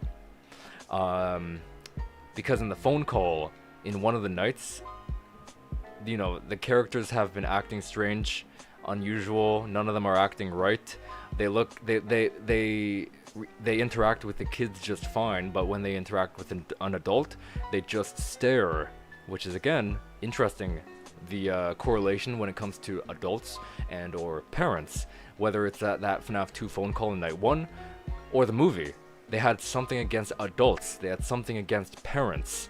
Interesting, right? So I don't think again, I could be wrong. I don't think they're possessed, I think they're controlled. That's what I think. That'd actually kind of make a good theory video, honestly. Although it's really old about this point, way back in 2014. But yeah, I think if there are a few phone calls in FNAF 2 that relays information about how the toy animatronics aren't acting right, and something went wrong with them. They might have been tampered with. It would be funny if the main character tries to hit one of the nightmare animatronics. You should not do that. That is probably their first mistake, but ends up hurting themselves before getting attacked by the animatronic, or killed by the animatronic. Yeah, the first mistake you could ever make is trying to attack the nightmare animatronic. You know, like if you have a wooden board. Yeah, don't go on ahead and hit them. Your wooden board's gonna break. If you have a knife, that knife ain't gonna do nothing. The most you could do is probably douse them with some water. You know, bucket of water, but that's unrealistic. I don't think that would happen. I think the nightmare animatronics are just way too big and bulky. I don't think they could be susceptible to any sort of damage. Meanwhile, Glamrock Freddy, I mean, he is. I actually wonder how tall the nightmare animatronics are. They're probably the tallest animatronics ever in the entire franchise. I would probably guess. They are pretty tall. Like, oh my god. And they're modeled off of the Fredbear Family Diner characters, which were also really tall and really big, because in one of the FNAF, I think it was one of the FNAF 4 victory minigames, we saw the crying child trapped in a parts and service storage room, and every single spring lock piece, every single endoskeleton piece, every single suit head, all that kind of stuff, they were massive. They're probably like the size of his sprite body, honestly, if I recall. Like, I could definitely see that. Nightmares are probably... Oh yeah, that's right, the sister location characters are also really tall. I forgot about that. They actually have blueprints. And I think they have, like, dimensions and, like, height, all that kind of... Like, they have numbers on their blueprints, if I recall, I think. But yeah, I forgot the Fun Times are actually pretty tall, too. Like, Circus Baby, she's huge compared to Elizabeth. I know it doesn't look like that in the minigame where she's, you know, delivering the cupcakes to everybody, but she realistically is. Do you think Ennard is a Molten Freddy in FNAF 6? I think it would make sense that Ennard is, because Ennard, his whole approach was to sort of combine either himself with other characters or himself into Michael. Well, yeah, I guess so. So, like, seeing Ennard have a little piece of himself inside of whether Scrapped Baby, Molten Freddy, I could honestly see him in a little piece of him in anybody somehow, honestly. Similar to how the Blob works, maybe. But in a degree, yes, I would definitely think that Ennard is part of Molten Freddy in Five Nights 6. I would definitely say that. there's a little bit of Ennard inside of us all. Ugh. That gives me the weird stomach feeling. Like, ugh, no. I already know the Nightmare animatronics would be hell. Oh my god, they would be hell to create for a movie. They would have to go like above and beyond in designing them. They'd need a lot more fabric, a bigger scale, because they're realistically huge. And I wonder what they'd be made of, honestly. I feel like they might be made of the same material the FNAF 1 movie characters were made of. I do like the plastic, though, in Five Nights 2. I always like that. Just I don't know why, but I always like shiny or bright characters then appearing scary. There's always something psychological to that, to me, I've always found.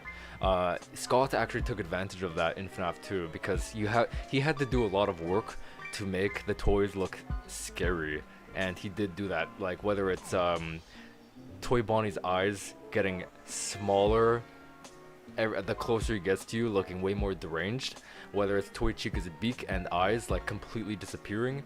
And speaking of her beak, they gotta do something with that in a potential FNAF 4 movie, because Scott, again, he said that there was something important about Toy Chica's beak being disconnected in that movie. No, sorry, not movie. That the minigame.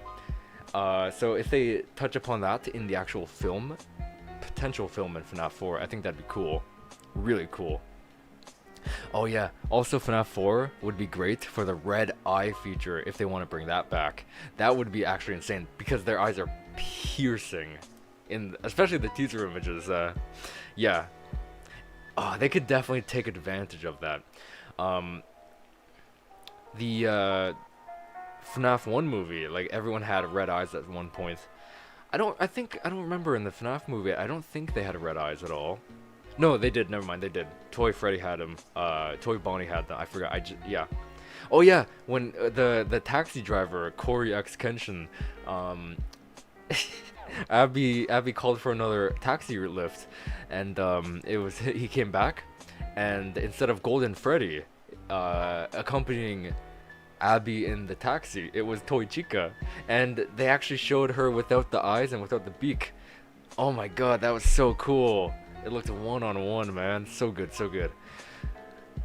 That was the one time she removed her eyes and beak in the movie, which unfortunately, well, okay, I'm not gonna say anything, not unfortunately, but like, it didn't give us any sort of connection. It was sort of more of a joke in the film. It didn't have any sort of lore, but we know there to be something to do in Ultimate Custom Night with the voice line, "Where's my beak? Lodged in your forehead," sort of deal. And I honestly do think Toy Chica did cause the bite of 87, in my humble opinion. I do think that. Especially now, in 2025, when she was...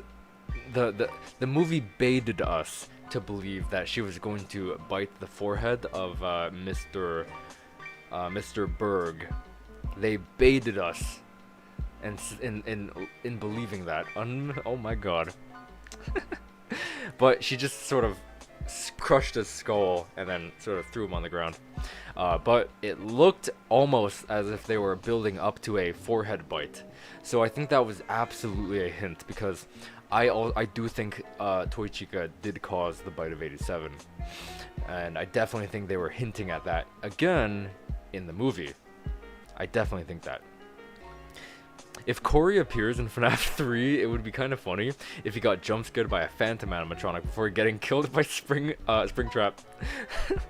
So, I mean, he appeared in 2 movies in a row. I'm wondering if they're gonna break the tradition and not put him in the 3rd movie. But if they... you know what? I think he will, because eventually whether Abby... Because we know Abby will reappear in the 3rd movie, obviously, right? I'm sure everybody's gonna reappear in the 3rd movie, because we just got this brand new story with Mike and Vanessa, like, I don't want to ever see you again sort of story, like, leave me and Abby alone, all that kind of stuff. That's brand new.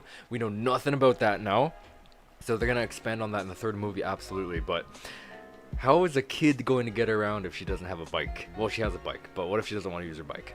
Or needs to transport a ginormous animatronic to school? A taxi. But I'm thinking, is Abby going to visit the horror attraction? She'd probably need a taxi. So I honestly don't think they're gonna break the tradition, though. I did think, though, so okay, we did see Phone Dude, right, at the ending of FNAF. Okay, in the post credit scene of FNAF 2 movie, right?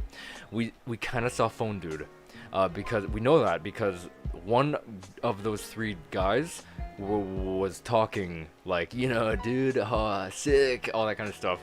So I think they're poking fun at Phone Dude and saying like, oh guys, look, it's Phone Dude. So he's probably gonna be the voice of Phone Dude in 3. But okay, this may sound stupid, okay? This may sound dumb, right? But I really, really want Markiplier to be the voice of Phone Dude. I think he could absolutely nail the you know, what's up, dude, sort of thing. Like, oh, you gotta be super careful, bro. You know, you're gonna This place will do some massive spooks to you, so keep that ventilation up. I could definitely see him do that surfer dude sort of laid back chill voice, and also sort of over exaggerate like yo dude. I could definitely see Markiplier do that, so I'd love if he would be the voice of Phone Dude, but seeing that they already established what Phone Dude would look like, they're probably gonna keep going with that. And again, yeah, we did see Springtrap's suit at the very end post-credit scenes of the film. So cool. Oh my god, covered in plastic, man. Plastic Man. That's a DC character. Covered in plastic. So those are the creators. Those three guys are the creators of the horror attraction. Okay, either the horror attraction or their scouting or scavenging parts, and they work for them and trying to find pieces to make the horror attraction. I don't know, something like that, you know? Do you think Funtime Freddy is possessed? Cause there was a blueprint I seen. There was a kid inside Funtime Freddy's belly. Is that so? Is that the actual blueprint? In a way, okay, that's an interesting question actually. We do know that Circus Baby is 100% possessed, you know? 100% possessed, obviously by Elizabeth. But when it comes to characters like Funtime Freddy or Funtime Foxy, like, are they affected by that either? I actually wonder that. Assuming if they're again, that blueprints has the kid inside Funtime Freddy's. Oh wait, I think I do remember what you're talking about. I don't think I thought about that for a long time. I think I know what you're talking about. I could definitely see that because I think I don't remember if every Funtime animatronic, but I think most of them have a specific stomach hatch. That's why like everyone was freaking out at Glamrock Freddy having a stomach hatch, because Funtime Freddy had one as well. So I could definitely see that, right? So yeah, honestly, I do think he's also possessed then, especially if since he does have that stomach hatch. I'm thinking maybe after Abby leaves the taxi, maybe then Corey would die to Springtrap. I think Springtrap would. I think they would, if something like that were to happen. I think they definitely write a joke to emphasize Springtrap's serial killer aspect and get a ride from a taxi, and obviously it's Corey, and then he's just in the back and then absolutely destroys him. I think they would probably do that if a scene like that were to appear in the third movie. If you were ever given a role for a FNAF movie, who would you want to play? Oh, I'd actually never thought about that. I do like how they give some of the Five Nights at Freddy's YouTubers these little cameos here and there. Whether it was that what's it called? Employee of the Month board. That was really awesome. We saw a lot of our favorite FNAF YouTubers. I actually I actually edited that photo of that employee of the month board and added Smike there, because I am the only person in the world who has a photo of him from 2021, I think it was. You know he's bald? I don't know if he's still bald, but he was at that point. So funny. So I edited him in there. I feel like I would want to be like some sort of Fazbear Entertainment business guy, if that makes sense. Like corporate, if that makes sense. Whether it's just like a voice on a phone, like I'm a corporate guy, or like I have to come here in a suit and tie or something and be like, oh, we're suing you for whatever. Oh my god, the lawyer Doug came back in the second movie. I forgot about that. He did. Doug. He was like a neighbor of a family that got attacked by Toy Freddy and the Mangle. No, not the Mangle. Vanessa crashed through their house, and the Mangle was on the car roof, and then she just sort of busted through the wall and launched the mangle and then just destroyed Toy Freddy in the process. But yeah, I think I definitely want to play like a corporate guy, like in a suit. Especially if there's a pizzeria simulator. That game's very sort of corporate aspect with lawyers and all that kind of stuff. So something like that, that'd be so fun. But yeah, human absolutely. I do know the animatronics have people inside them though. Oh, that'd be fun too, actually. Being an animatronic.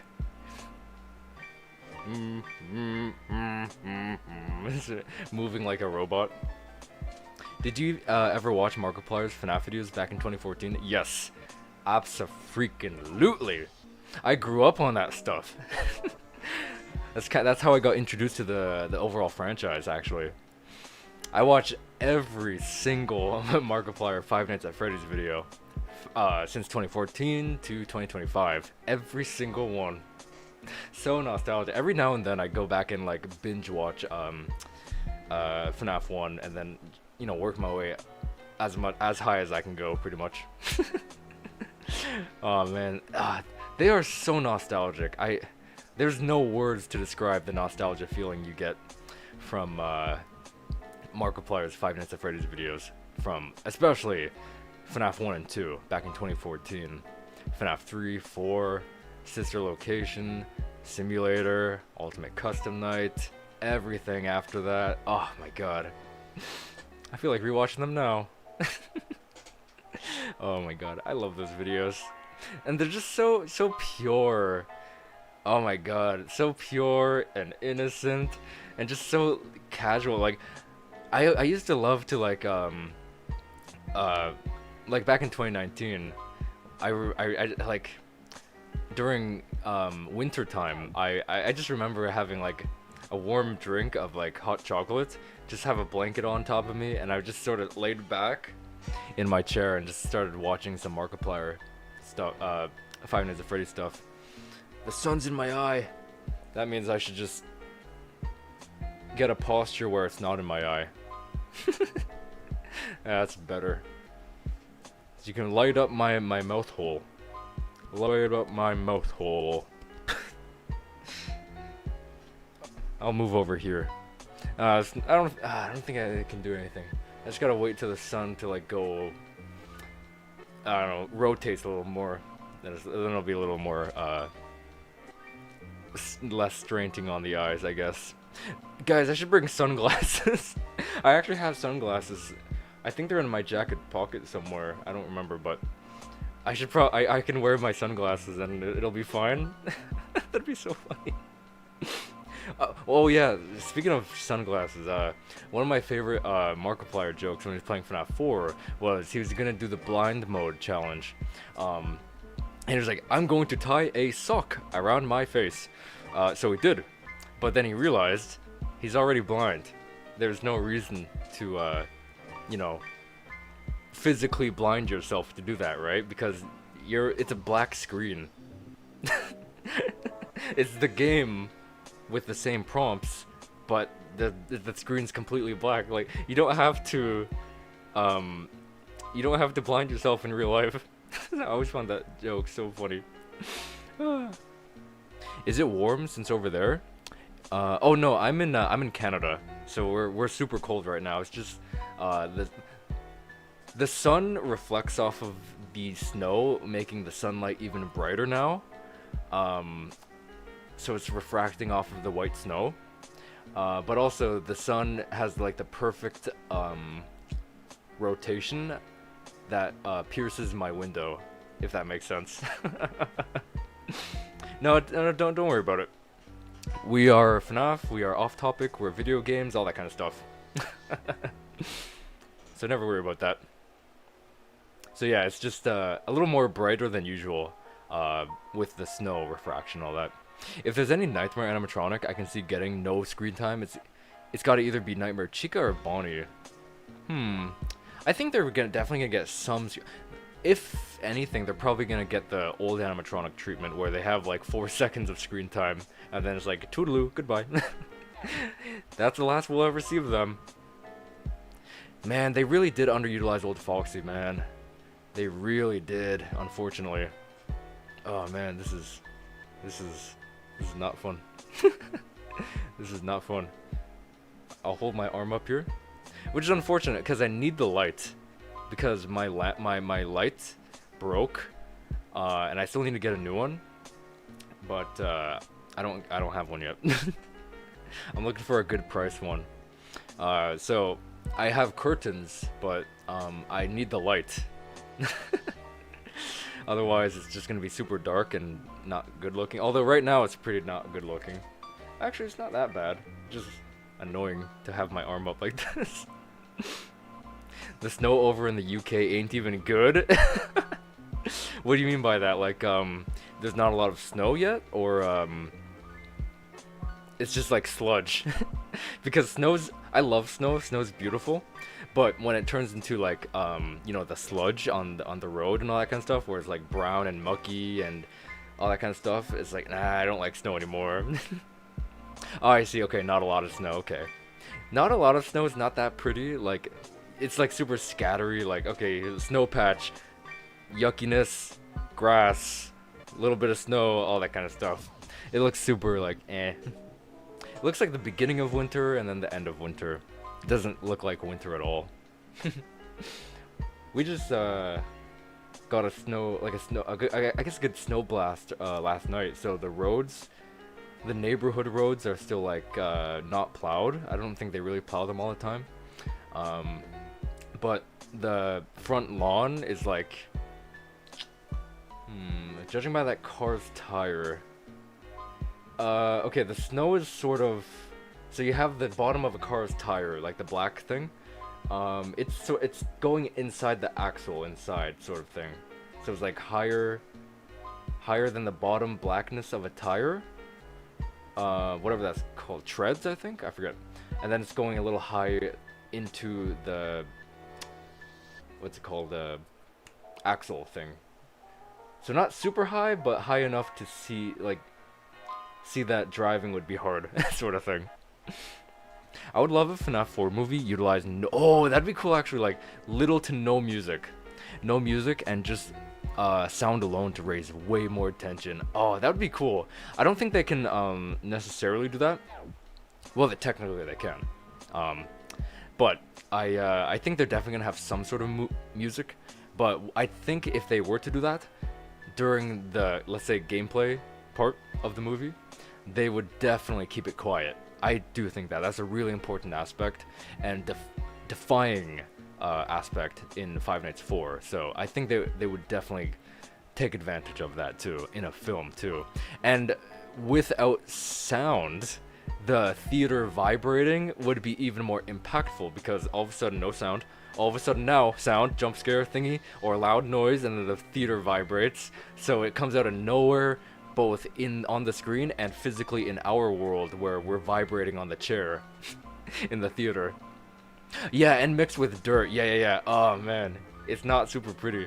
Like where with this right now, it's pure white. It's like a white. It's called it's like a winter wonderland outside right now. Like there's not a speck of grass, dirt, even the roads. You can't see the road underneath. It's still, even though people have been driving on it, it's still pure white. There is nothing. Even my deck is completely white. At least like the handrail and the floor of the deck is completely white. Some car rooftops that haven't left home yet, or started the car and swept it off, still all snowy. The tree. Oh my god, I don't know if this is just me, but I love trees. When they're covered in snow, I love the way they look. So much. Cause like all the trees nearby, like they just have the beautiful white snow sort of like foiling on it here and there. That's the only way I like snow, and then the patches of like nothing, like trees. Like I love the little greenery showing off of the trees, and then the snow. It feels like decoration sometimes to me. I wonder if that's I love Freddy Fazbear, and maybe that's why. I don't know. The snow in my area basically covered mostly everything. Okay, so you also would have a winter wonderland eventually. Eventually, just not at the given moment. Yeah, we've been like purely white snow, like everything covered in whiteness since maybe 2 days now. Like around the neighborhood at least. Obviously the roads, um, they're plowed. Obviously, they legally have to do that. So the roads and all that, parking lots, they're all normal cement, gray, all that stuff. I need to go to Canada to experience good snow, like the North Pole, and make snowballs. We got some good snow. You do have to wait for like the good, no, the right version of snow. I don't like fresh snow. You can't really make snowballs, but if the snow is sitting there for a while, it'll turn into what we call packing snow, and that kind of snow will have some sort of compound where it's mixed with some sort of environment stuff, to where you can now combine it into. It's sort of like Play-Doh. Like you push Play-Doh together, and it'll like two pieces of Play-Doh, right? I do this in my hand. It's now one ball, sort of thing. So it's sort of the same thing with packing snow, what we call. Sort of the same deal here.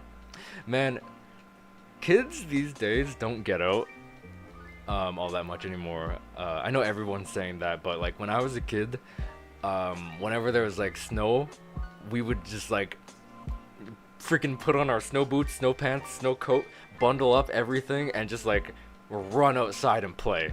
Like kids don't do that anymore, which is so sad, unfortunately. Like my brothers and I, we built snowmen. We freaking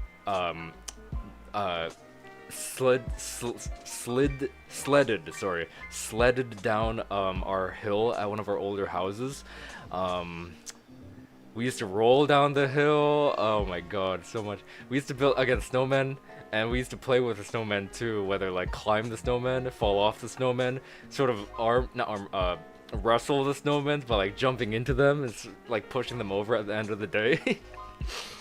The one thing we didn't do with snowmen ever is decorate them. We've never done that because we knew we'd just kill them every time. Like we never did the buttons, the carrot nose, scarf, nothing. We did sticks. Sticks we did, okay? But no mittens. You can't do a snowman without the sticks. Well, okay, you can, but you know.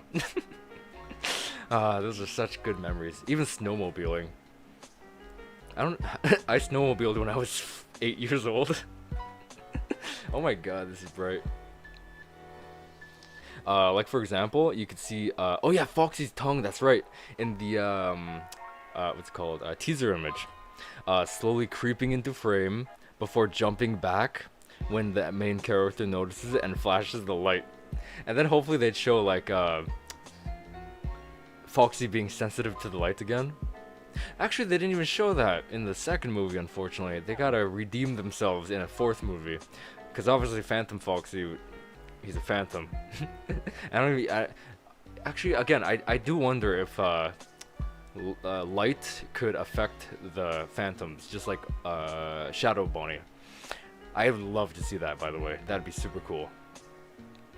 See, in Canada, like summer, it is very, very hot, just like in the middle. Yeah, so Canada does have its like super, super hot and humid weather, especially in summer.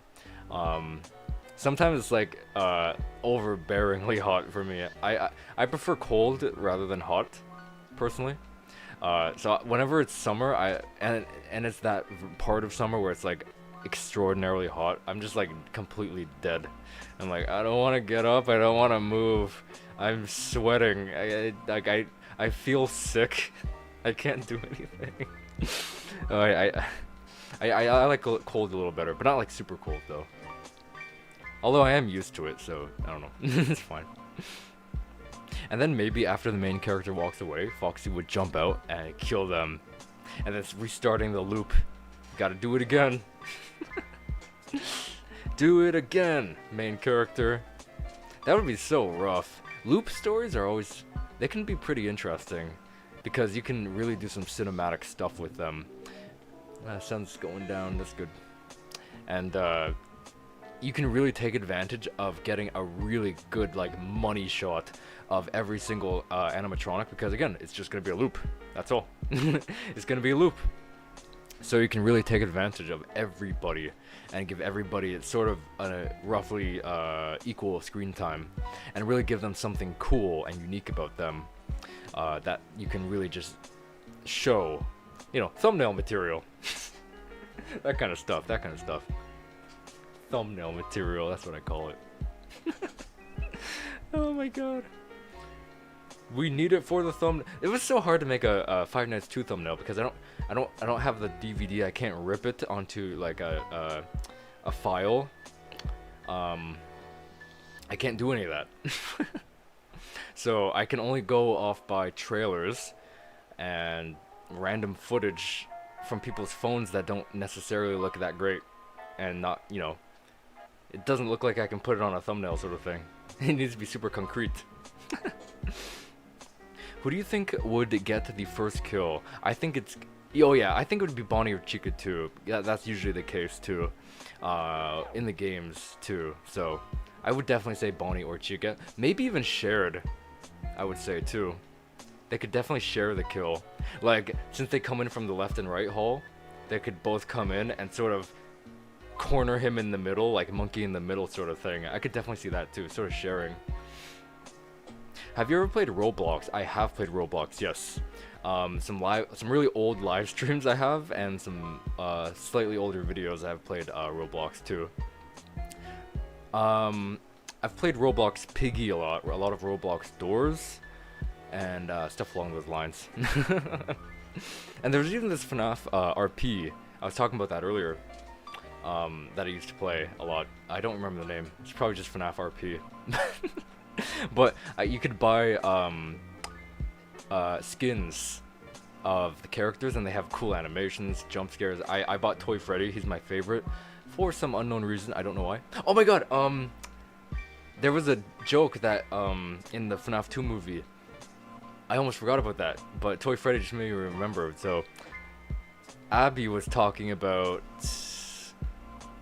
constructing the little Chica mechanical doll thing, and she was like, Chica and I built this. Freddy tried to help, but his fingers were too fat. Oh my god, that is an Easter egg to, or a joke poking fun at Toy Freddy's voice line in Ultimate Custom Night. It was like what was it, you know, something my fat plastic fingers can't press the button sort of thing. So that was that was super funny to see during my first time watching it. I was like, no way, they referenced that. That's awesome. So in the FNAF Roblox, I marched around as Toy Freddy with my fat plastic fingers who can't press the buttons sort of deal. It was like a big open world too, if I recall, but you could also go to FNAF 1 and 2 location, the horror attraction, and a few other places, if I recall. I wonder if they have a security breach thing. That'd be pretty cool to play in Roblox, I mean. And it'd probably be better than the actual game. I don't know about you guys, but I didn't really like Security Breach. I like the story, I like the concept, but the execution was really rough around the edges. It broke me. Let's just say, it completely broke me. I started playing Roblox somewhere in 2015. Okay, so somewhere around FNAF 3's release. I think I started playing maybe around 2021, I would estimate roughly. Probably around 2021, I'd say. I think that's just the first time I ever hopped on or made an account and started like looking around like, ooh, what kind of stuff we got here? Because Roblox is just a bunch of fan creations. So like, there's a lot of FNAF stuff. So it's like, ooh, you can get FNAF games on this. It's like, you got games on your phone? Or you got, or as I say, you got phones on your game. You got phones on your game? I mean, games on your phone? Yes, of course. Of course. That's what everybody has, phones on their games. But yeah, I actually haven't played Roblox for a long time. I don't think I have it installed either right now. I'd have to reinstall it and hopefully remember my password. What is going on? Clips Film Smellborn, I think I pronounced that hopefully right. My heart was pumped to see the FNAF 2 movie. Bruh, so was mine. Oh my god. I just went to see it on this last Tuesday. I think it's the 9th. Tuesday the 9th. So yeah, that's when my family and I went to see it, and we were absolutely blown away. I want to talk about FazFest too. Oh yeah, I got distracted when I talked about when I was gonna talk about FazFest, but I don't know about an Afton aunt. Michael at the end of the movie, he said our aunt revitalized the brand or something like that, and that's how FazFest came to be. That was really interesting though. Who is this aunt? I think they're probably going to showcase whoever this Afton aunt is in the third movie. Probably. She'll probably be tied to the horror attraction, I would assume. Maybe not. I don't know. Yeah, I don't know if there's a source aunt though. I only know about the immediate family pretty much when it comes to the Aftons. If there's an aunt in the book, then sure, maybe. I just don't know everything about every single book at the moment. Yeah, for genuinely to think Roblox started getting much more. Okay, it did get popular around then. Okay, so I guess I hopped on the trend in 2020 to 2022. I guess I was like, I guess around that time. Cause I think I was in between in 2021 if I recall. FNAF movies did get much better than crappy Nick Cage film from. Oh my god, I remember everyone used to be excited for Willy's Wonderland, but when it came out, it was sort of like Krabby Land from that SpongeBob episode. Because from what I remember, you know, again, everyone was hyped for Willy's Wonderland.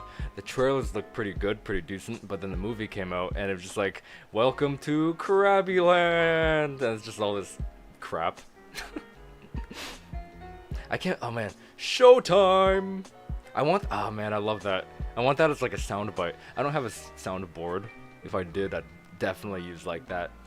FNAF 2 movie soundbite for Showtime. I don't know why. I'm very obsessed with that. Probably because I thought Toy Freddy said that, but he didn't say that. I actually never watched Willy's Wonderland. I wasn't really interested in it. If there's any FNAF 4 animatronic that would need a voice in FNAF 4 and in a potential FNAF 4 movie, I think it'd have to be a Nightmare Fredbear or Nightmare. Oh yeah, I could definitely see that. Especially with Nightmare Fredbear, because Nightmare Fredbear would definitely have to emulate some sort of walkie-talkie or that speaker system. So we know that the Fredbear plushie, he was talking to the crying child, right? So I think if they were to give anybody a voice, it would absolutely be Nightmare Fredbear or Nightmare, because that would have to mirror or reflect that plushie in that, if that makes sense. So I think that would be the right direction to go in a potential FNAF 4 movie. The FNAF movie box office beat Willy's I would not doubt that. And that's funny to hear too. I wasn't really keeping up with Willy's Wonderland back in the day. I know a lot of us in the community made memes about it though, and sort of poked fun at it. It was a long time ago though. So they beat them in the box office. I know it was low budget. I wonder how it was low budget. They had Nicolas Cage, you know? I wonder. Okay, well maybe the budget was all spent on him. Okay, we can argue that, I guess. The budget was spent on Nick. And the movie attempted to get attention from Pandemic. Oh yeah, it was around that time, right. Around 2020, 2021, all that kind of stuff. I do remember that now. Trying to get attention like that. Good stuff. And other reason I didn't like the Willy's Wonderland movie. In previous Nicolas Cage films, the World War II Navy ship uses our USS Indianapolis, Men of Courage. It was poorly made and inaccurately. Cage played a naval captain. He also didn't fit, in my opinion, in the World War II movie. Oh, I didn't even know he was in a World War II movie. That's weird. Is he in any good films? I heard he's a pretty good actor. But from the films I've heard him in, both Willy's Wonderland and now this World War II movie, they both seem pretty not, you know, pretty crappy, I guess you could say. That's weird. I would love if, oh sorry, Willy's Wonderland made 5 million, really. So what did I forget what the first movie made. I'm waiting to see what the FNAF 2 movie made. It's only been a few days.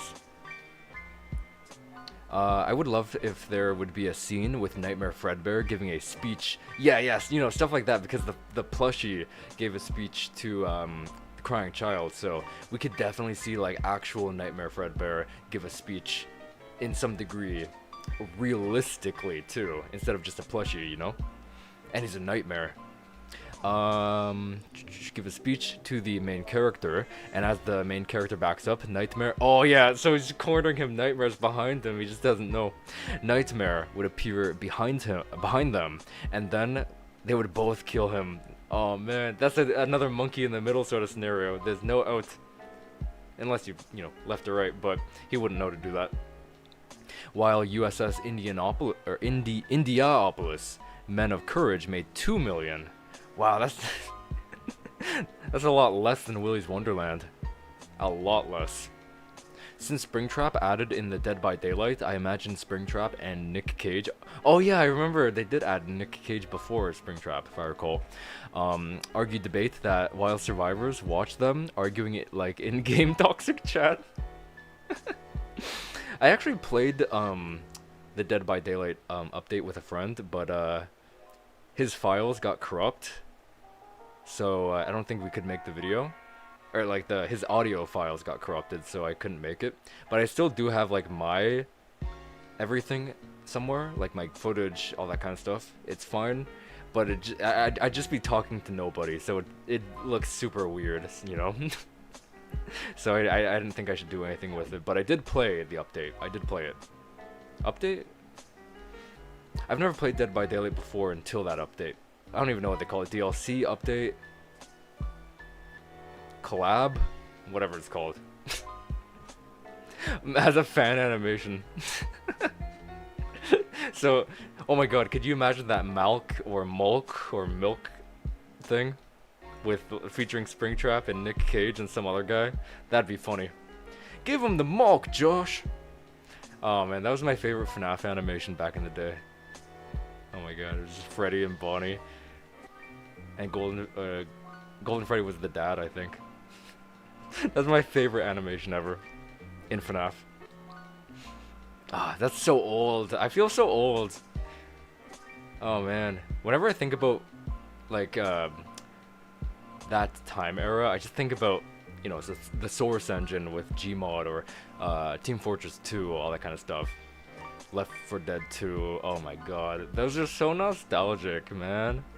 The Source filmmaker, that's how everybody made these FNAF animations back in the day. Oh my god, the nostalgia hurts in here. There is one nightmare I've been overlooking, and it's the main guy, Freddy. How could I forget to talk about him? Oh, you know, we did talk about the Freddles, but we didn't really talk about Nightmare Freddy himself. We just talked about the Freddles, pretty much. I wonder what they could do with Nightmare Freddy in a potential movie, because I feel like, just like in the game, the Freddles would sort of take over the spotlight, you know? Because you need the Freddles in order to have Nightmare Freddy. If you don't have the Freddles, then Nightmare Freddy's like, he's nowhere to be seen. That's one way they took like Nightmare Freddy out of the scene, because it was hard to even find him, because you need to wait until your Freddles amount on the bed. So he barely appeared unless you actually genuinely forget about the Freddles, which is really hard to do, you know? It's really hard to forget about the Freddles, especially in a horror setting, because you're always tempted to look behind you. Just like in Dead by Daylight, you're like, you need to look behind you whenever you're running, because there's a killer trying to kill you and all that kind of stuff. Whew. But what other game could you see like William Afton and Leon Kennedy in the same universe, right? What other world, you know? And Bill. Movie universe William Afton voice line mentions his name, and probably he hates Willy's Wonderland. In my canon, that's awesome. I can respect that. You know, if Willy's Wonderland had some sort of, well, maybe they did with Nicolas Cage, but it wasn't. What was the whole reason to add Nicolas Cage because of Willy's Wonderland, or is he just there for out of some reason? I don't remember the. I don't really keep up with Dead by Daylight. I just see the trailers because it's in my YouTube recommended because it's super popular. But was he actually added because of Willy's Wonderland? Is that a thing? Or is he just like random, like a random celebrity guy? Malk video, I always think like people mispronounce Herobrine or Herobrine, Herobrine. Oh my god. Have you seen the Herobrine? Have you? Sort of called his name without E at the end. Brine. Bryn. Herobrine, or Herobrine, or Herobrine. That's another thing, yeah. Herobrine. Mulk. Give him the mulk, John. Oh my god. I love that one. Definitely my favorite meme animation of way back in the day. I think it'd be cool if the main character got distracted with the other Nightmare animatronics, and then you would hear the bed. Oh, okay, there we go. The bed springs creak. That would be a cool way to introduce him. And Nightmare Freddy would appear, and his knees on the bed, and he's just ready to pounce. He's ready to jump off the bed and leap, and jump scare. Oh my god. They should probably use something under the bed too in a potential FNAF 4 movie, because they didn't. Well, okay, they used it in like one of the Help Wanted games. They used under the bed, the one with Marionette. I think that was the first game. I'm pretty sure. Yeah, I'm pretty sure it was. But yeah, even in a movie, they should definitely use under the bed, and they could definitely use the Help Wanted mechanic of Marionette if they were to bring Marionette into the movie, like under the bed, sort of bringing the tentacle thingies out from under. Oh my god, that'd be really cool actually. And then bring I know they wouldn't, but that Help Wanted one with Funtime Freddy and Bonbon and Bonette in the FNAF 4 house, that'd be funny. But they're, you know, actually hold on, that's weird because FNAF 4 the house is above the sister location, and in that Help Wanted mini game, well yeah, I guess game mode, I guess it was a Funtime animatronic inside the house, so he kind of like, you know, came up the elevators like, all right, I'm gonna live up here now. That'll be my headcanon now. If Cage appeared in third FNAF, oh my god, that would be crazy. In the third FNAF movie as a cameo, as long as it's not cringe or stupid, FNAF movie director is a fan of the actor. I hope if they do that, they would definitely have to work it well. I could see them doing that too, because I really am confused to who the protagonist is going to be, because I think the most likely scenario is it will be Michael as like the main protagonist in the Fazbear's Frights. That's like my main thing, but obviously we're not done with Mike and Abby and Vanessa. We're not done with their story because they just got a brand new story thing with, you know, Mike saying don't, like, stay away from us sort of thing. Like, that's brand new. And I think that Vanessa she is Elizabeth, and I think that they're definitely turning her bad, if that makes sense, you know. So I wonder if they're gonna do like an all-new protagonist. It could be Nicolas Cage, but realistically I do think Michael. They're gonna focus on him, honestly, in the third one. I just don't. Wait, I just don't Cage near, or want Cage near FNAF, except in Dead by Daylight, though it doesn't really count. Yeah, it's like from what I've heard, I think the Dead by Daylight is like this representation of eternal hell, which is why Springtrap would fit, or does fit, super well into that game. His mechanics are pretty cool too, with the axe. You can call it back like a boomerang or something like that. And he has jump scares, and he has like the office, the security cameras. Like, he changed the system a lot, from what I understand, in that game. Like, that game had, you know, no crazy jump scares, animations, axes, I think. No cameras. They didn't have any of that stuff. Portal doors or some, whatever you want to call them, like doors that go, I don't know, you know what I mean, like those number 1 to number 7 doors that go places, those things. I don't think they had that before. I think all of that stuff was like Springtrap brought those into the world, from my understanding.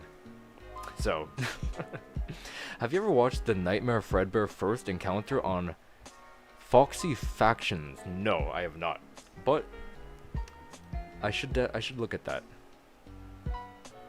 I don't think I've heard of them. Nightmare Fredbear first encounter. You gotta drink first.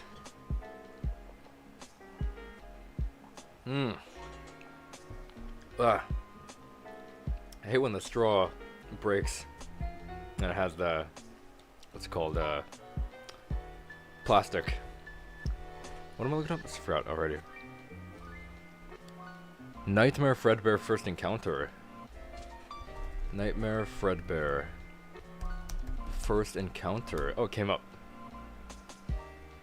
Oh, dude, what the heck? That looks disgusting. Holy crap. It's just like a realistic fuzzy Fredbear with like the actual purple hat from like the teaser. Oh my god, he has cheeks. And oh, those teeth look so real. Let's check this out. Let me put it on screen first though. Let the ad play first before I put it on screen. Because guys, you gotta use Google Pixel, you know? Let me tell you why. You need to use Google Pixel on your phone. This ad really really makes me want to, okay, here we go. Really makes me want to buy one. Okay, let's see. This is gonna be so creepy. Okay, let's see. Volume there. And okay, desktop audio, let's turn that on. Okay, here we go. So we got, here we go, Nightmare Fredbear, the first encounter, and the thumbnail looks actually creepy, like crazy creepy. So, what is this? Why is it? Okay, there we go. Wait, hold on. I just noticed. Look, look, look! It's the security breach poster thingy. That's awesome. This looks like Silent Hill PT, almost, from the door. Oh my god, he's freaking creeping out. This is FNAF 4 gameplay, actually. I love this game. What is that? Party hats? Oh! Oh my god! Oh my god, it's talking. What did it say? It was saying stuff. The first encounter. Beep, beep, beep. It's saying something. Is anyone down there? I think it said. One of the sentences it said. Oh, that's creepy as hell. What the heck? Oh. I wonder if anyone decoded what he said. Sees giant monster at the back of the hall. Monster clearly sees him too. Close the door. Oh my god. Oh, that's a good theory for this animation, actually. That one. Mechanical warbles, actual bear growls. A great idea. Oh, that's cool. I didn't even notice that. That's cool. Oh, that's some cool stuff. Whew. Man, they should make like fan game. Actually, I think they might have. Well, I don't know. I don't really keep up with fan games really all that much. I should, but I don't. But like fan games in this style with like the super realistic, creepy, fuzzy animatronic characters. Oh man, that's creepy. Actually, surprisingly, they have a Nightmare Bonnie video too. Oh man. I don't play too much FNAF fan games actually. I did play one or a few, but this one I really liked. I think it was like, what was it called? It was a Fredbear game though, and it sort of looked like that, but not fuzzy. I had fun in that game. something at Fredbear's. I forget, but it's funny. Bonnie's video is way scarier. Let's see. Let's search Bonnie on the search bar. Oh wait, is it the second encounter? I just saw it right here on the For You. It's probably the second encounter.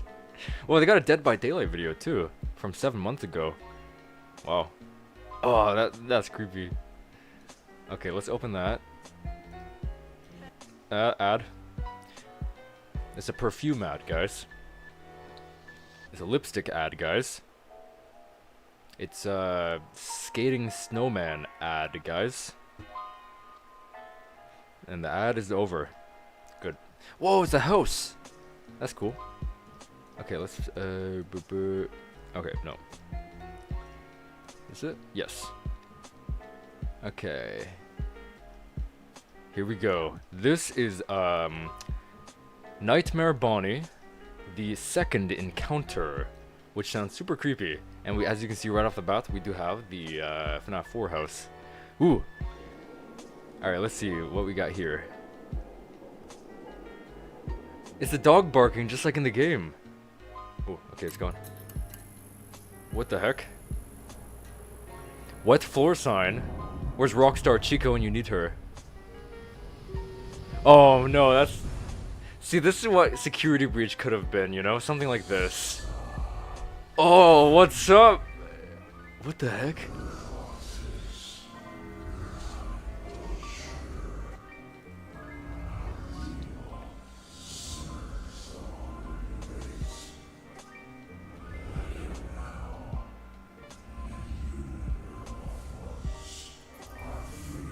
This makes me want Security Breach to have been more like this or something like that. Oh man. Oh, it turned red. Is that Fred? Whoa, something exploded. I was just so focused on the hallway. Fredbear, what's up? Oh, he's twitching. Oh my god. Oh my god, his eyes are leaking buttons. What the heck? Wait. Someone's inside. What time is it? 3:03.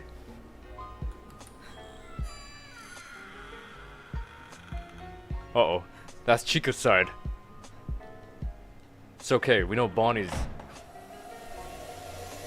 Oh my god, he looks disgusting. Hello? Did you say hello? Oh, dude, what the heck? Oh, we got a flashlight too. That's cool. We're hiding under the blanket. That's funny. So, knock knock. Who is it? Oh, come on, man. No. Don't get up. Oh, look, it's the same Fredbear. The fan. Whoa, who did that? Someone dropped some money. Oh, jeez, look at this guy. Oh, he looks like Huggy Wuggy. Almost. Oh. Oh. He snapped your neck, crying child. I'm sorry to say. Look how fuzzy he is. Ew. He really reminds me of Huggy Wuggy from Poppy Playtime. Oh man. Support the Patreon. Holy crap. That is... I really like the designs. If the draw kill animatronics didn't already exist, those guys would, these versions would be it, let me tell you. Oh man. Foxy Factions is really good with their animation skills. I can definitely see that. Only seeing 2 of their animations, holy crap, they're a really good animator. It looks like a freaking video game cutscene. I kid you not. It doesn't look like, you know, Source Filmmaker where you can tell like, oh, someone animated that. But this one looks like a legit video, or this Foxy Factions animation looks like a legit, like, video game cutscene. Holy crap. If you mind, check out 2 videos. Mandalorian is better than Men of Courage. You have to mute that. Oh, the music's copyrighted? Okay. So, and the other is What William Afton favorite tune. The music box is not copyright. Okay. So, the Mandalorian is better than Men of Courage. Also, the latest video, they tease Nightmare Chica. Oh my god, so they're gonna continue. And then after her, it's probably gonna be Freddy. Mandalore. Oh, Star Wars. Mangle song. DeLorean is better than Men of Courage, the Cowardly Dog. Oh, here it is. Stephen King. Or Kang. Let's see. Whoa! I forgot to mute. Okay, it's muted now. Okay, that you can't copyright not even two. That's like I don't even know. 0.5 seconds. Where's my screen thing? Here it is. Okay. Here we go. So it says USS Indianapolis, Men of Courage, and Willy's Wonderland movie sucks. And we got, I think that's Nicolas Cage there, driving in the car. And he's sort of looking at us over here. What the heck? The Mandalorian and the awesome Last of Us are awesome. Oh my god. Oh wait, and he's like looking at him. He's like, just driving away. Oh my god, that's kind of funny. Well, everyone's like W. Guys, should I comment W as well? should I comment W? There needs to be a third W, right?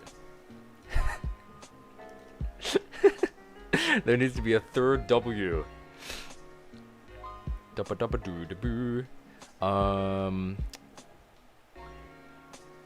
William Afton favorite tune. Okay, let's see. William Afton's favorite tune. William Afton's favorite tune. Let's see. Oh, here we go. Oh, it's one of your shorts here. Let's see.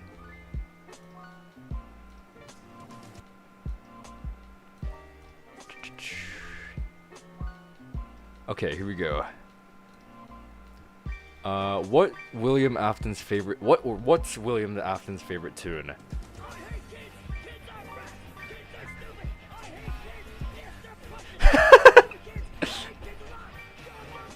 Dumb kids! And that's what happens with kids. You get spring locked, and then you go bye. I hate kids. Kids are dumb. Blah blah blah. Kids are bad. Oh my god. Oh my god. That's awesome. Kids are dumb. Blah blah blah. Holy crap. Oh my god. Ooh. Ooh. Also, if you have time, could you check out Simon Gordon Lagan, the Digger versus Kylo Rayner. Skip to 1626. Okay. Simone, the Digger. There it is, come up right there. Oh, it's adult version too. Oh, I have to watch an ad first. I'll mute the ad. What do we got here? We got Amazon.ca. Something. I don't even know what it is. Hopefully there's no copyrighted music. Just gonna check. It doesn't specifically say, but still. Always gotta be careful. Okay, the time was 1626. 1624.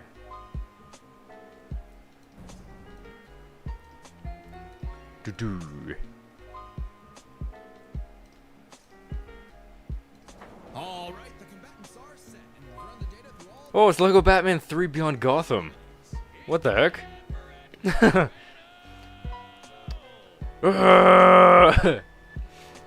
He's just a Lego man. Calm down.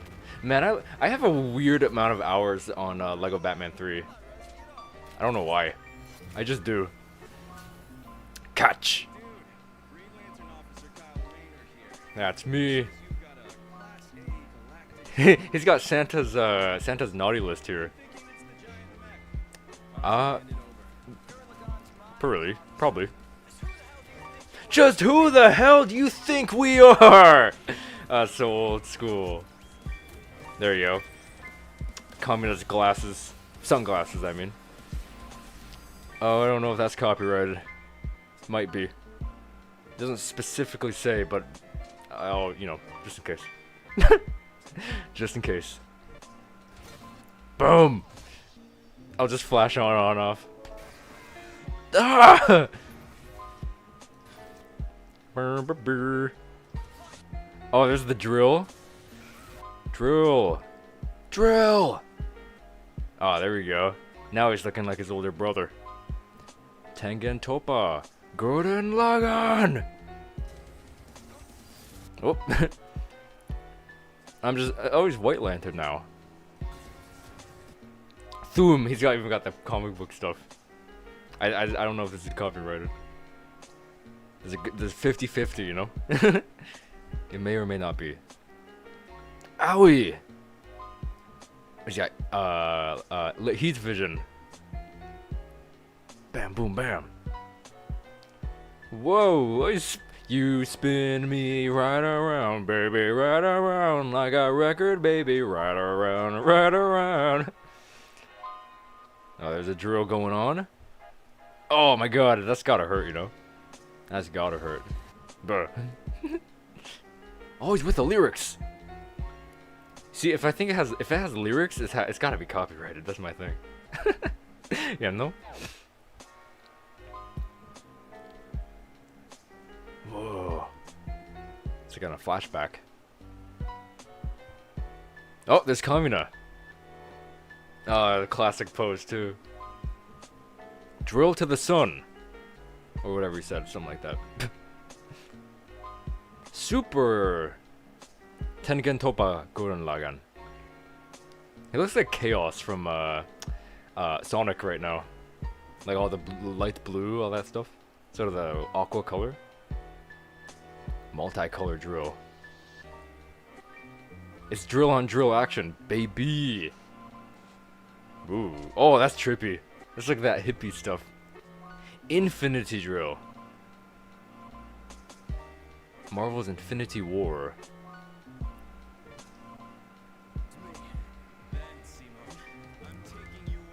I'm taking you in. Oh man, I love the comic book text when it's like smack right here on your gut. That's so clever. Like Green Lantern can also drill with his ring. Well, I mean, he can make anything, pretty much so. Whoa. Looks like Simon's getting the upper hand here. Ooh. So far, yo. Oh my god. You'd make a good lantern. Simon of Earth, you have been chosen. Just who the hell do you think I am? That's such a classic voice line from the show. Don't you agree, Plush Trap? He agrees. Plush Trap agrees with anything I say. I say his feet smell like bugs, and he'll agree. Your feet smell like bugs. Freaking sitting up with your feet up, just freaking enjoying the place. You know? What the heck? Unbelievable. That was a cool animation. I really did like the aspect of like it turned into drill on drill, because again, Green Lantern with his ring ability, he can forge pretty much anything he wants with that ring. So a drill is not out of the question. So it is basically drill on drill action. So that's pretty cool. Good old Green Lantern. I like how they showed footage of Lego Batman 3 as well. That's funny. Out of every Lego, I love the Lego games. And the one I have most hours in is like over like, I don't know, 200 or 300, I forget. of Lego Batman 3. They recently released Ash Ketchum versus Yugi Moto from Yu-Gi-Oh! Interesting. So they're recent, huh? Recent. Oh wait, so right on the front page. Oh, it's 7 days ago. Oh, Coho free trial, guys. We should get our Coho free trial. I don't even know what this is. Buy groceries. What? Oh, it's an app. Coho free trial is an app. And now we got Greater Together by the YMCA. It's fun to stay at the YMCA. It's fun to stay at the. Okay, so I assume it's at 21 minutes, right? I can see the time, what's it called, the time bar is like super high up here. So let's go to 20-ish here. Bring it on the screen. And let's see what this is about. They are incompatible. They're not the same rule type. It's Dork Magician Girl. Oh, that's cool 8-bit sound effect. I like that. Oh, my eyes hurt. Oh. Wow, this is so classic Pokemon. Oh, now we're all 3D now. Oh, that's probably copyrighted. Pikachu. Man, I love Pokemon. They're so cute, especially Pikachu. Let's go. Oh, it's Modern Ash too. That's cool. I used to binge it on Netflix when I had it back in, back in the day, a few years ago. Come on. Where's my boy Pokemon Trainer from Super Smash Bros? Where's he at? Everyone loves Pokemon Trainer. Lucario, go Lucario! Even Lucario's in Smash Brothers. Pikachu! Zap! Zap, zap! Give him a jolt! Whoa! Oh, he's got a tomb. Whoa! Still copyrighted music, probably. Oh my god, you can't hurt. You're not allowed to hurt the human. Oh man, it's Tinymon. Tinymon, go. Oh, who else do you got in your Pokeball? Whoa! There's a bunch of bulls. That's what they're called, bulls. I just don't know the Pokemon term for that one. It's Charizard. Go Charizard! Go Squirtle! This is the voice lines from Smash Brothers. Whoa! It's like little Furbies. It's Bulbasaur and Squirtle. Wow, the whole Pokemon Trainer gang's here from Smash Bros. That's funny. Whoa, Ash is flying on Charizard. That's cool. Let's go, Lucario. Use an Energy Blast. Oh, he's got a cool shield there. Oh, it's a Fire Monkey. I forget his name though. Is it Flamonkey? No, it's stupid. Ooh. Oh, I can catch Pikachu. Don't let him fall. Whoa, the moon. Whoa. I have card. I will cut you with card. Whoa, what the heck? That thing's massive. You have a Pokemon that big? That massively big? I don't think you do. Maybe Onix is big enough. But I don't know. Whoa, that's spooky. Oh, that's Hangar or Hungar. What's his name? Hangar? I forget. Man, I used to play Pokemon games quite a bit. He's a ghost type or whatever, dark type. Oh, the light! It burns. Oh, he doesn't like it. Oh, it looks like the Danny Phantom's ghost thermos, like pulling him in. Yeah. Oh, it's a frog one. 250 HP. Uh-oh. Oh man, Ash. Oh, we got an ad. We should go to sports check. Guys, do you want to go to sports check? And teddy bear chocolate. Did you say chocolate? Yes, sir. With or without nuts. See what he got here. Still probably copyrighted. Oh, what do you got? It's Dark Magician Girl. And giant monsters. They're probably gonna turn into bigger monsters. Oh, they combine into one bigger monster. Ooh. They're gonna have to send another beam back at them.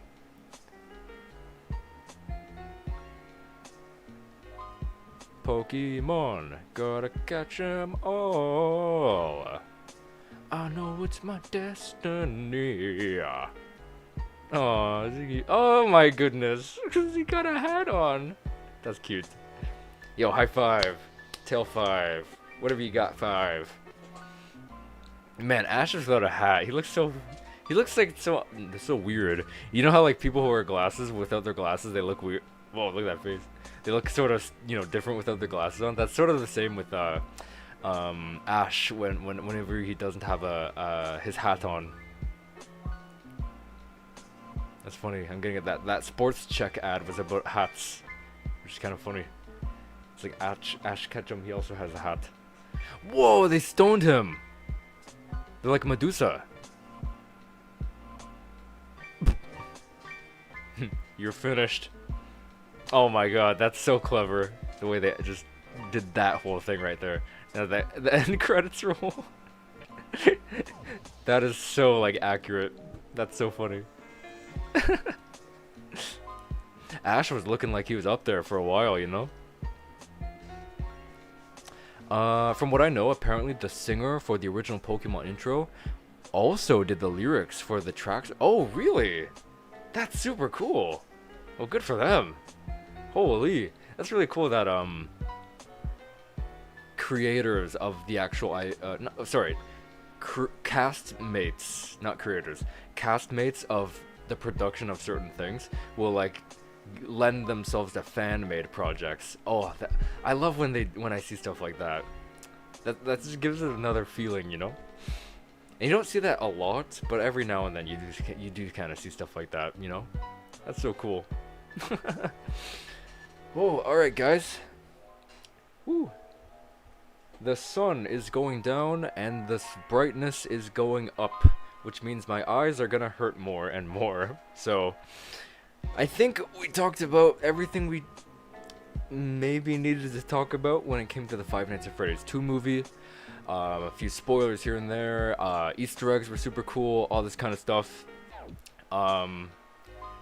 Little speculation about the ending here, turning into the Five Nights at Freddy's 3 movie, hopefully in, I'd say maybe 2 years, because the gap between number 1 and 2 were 2 years, right? 23, 4, 5, roughly. So I'd say maybe 2, maybe let's push it to 3 years. We're gonna see Five Nights 3 in 6, 7, 8. So maybe around 2028, maybe late, nah, maybe 20. I'd say 2028 for sure. Yeah. I think in 2028 we'll definitely see the Five Nights at Freddy's 3 movie, and after that, who knows what we're going to go on ahead and get after that. So, woo, we did some fun today. Gamed with our boys Plush Trap. No, we didn't. We did not at all. Death Battle has generally gotten so good this year. Like, all the battles feel like love letters to the characters. Oh, that's cool. That's good for them.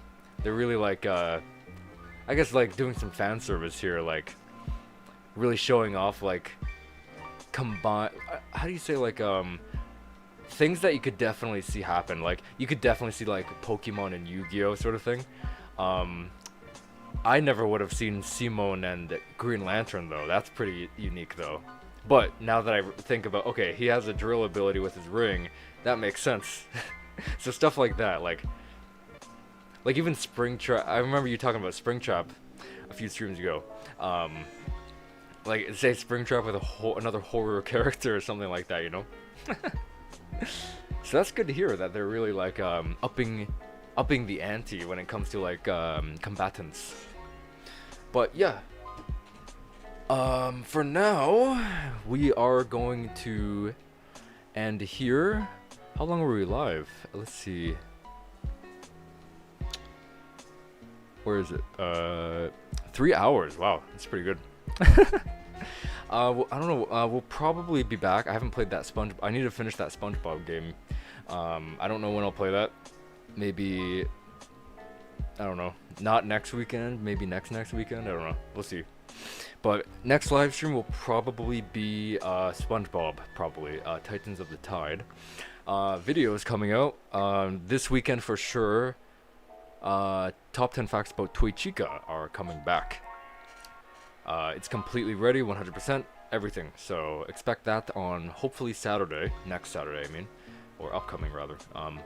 And then also Toy Bonnie facts videos are in the way, and I'm gonna touch upon the Mangle, the older animatronics, all that kind of stuff. So yeah, and talk about some more top 10 facts with them too.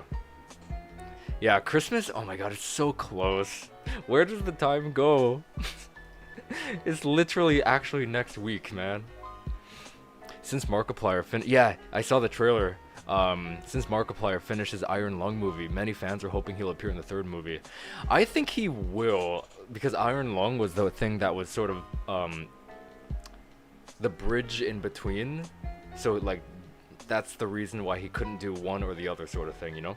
But yeah, now that it is completely done, well, you know, the trailer's out, and I think there's a release. I don't remember. I think there is. I forget what it is though. Yeah, he'd be completely free pretty much. And I do have a theory. It probably won't be the case, but I think it'd be perfect to cast Markiplier as the phone dude. I do understand we did get a look at phone dude in the post-credit scenes of the second movie, so we already have an established cinematic phone dude. But like, I could absolutely hear Markiplier's voice as like that super energetic but also chill, laid back sort of phone dude voice, you know?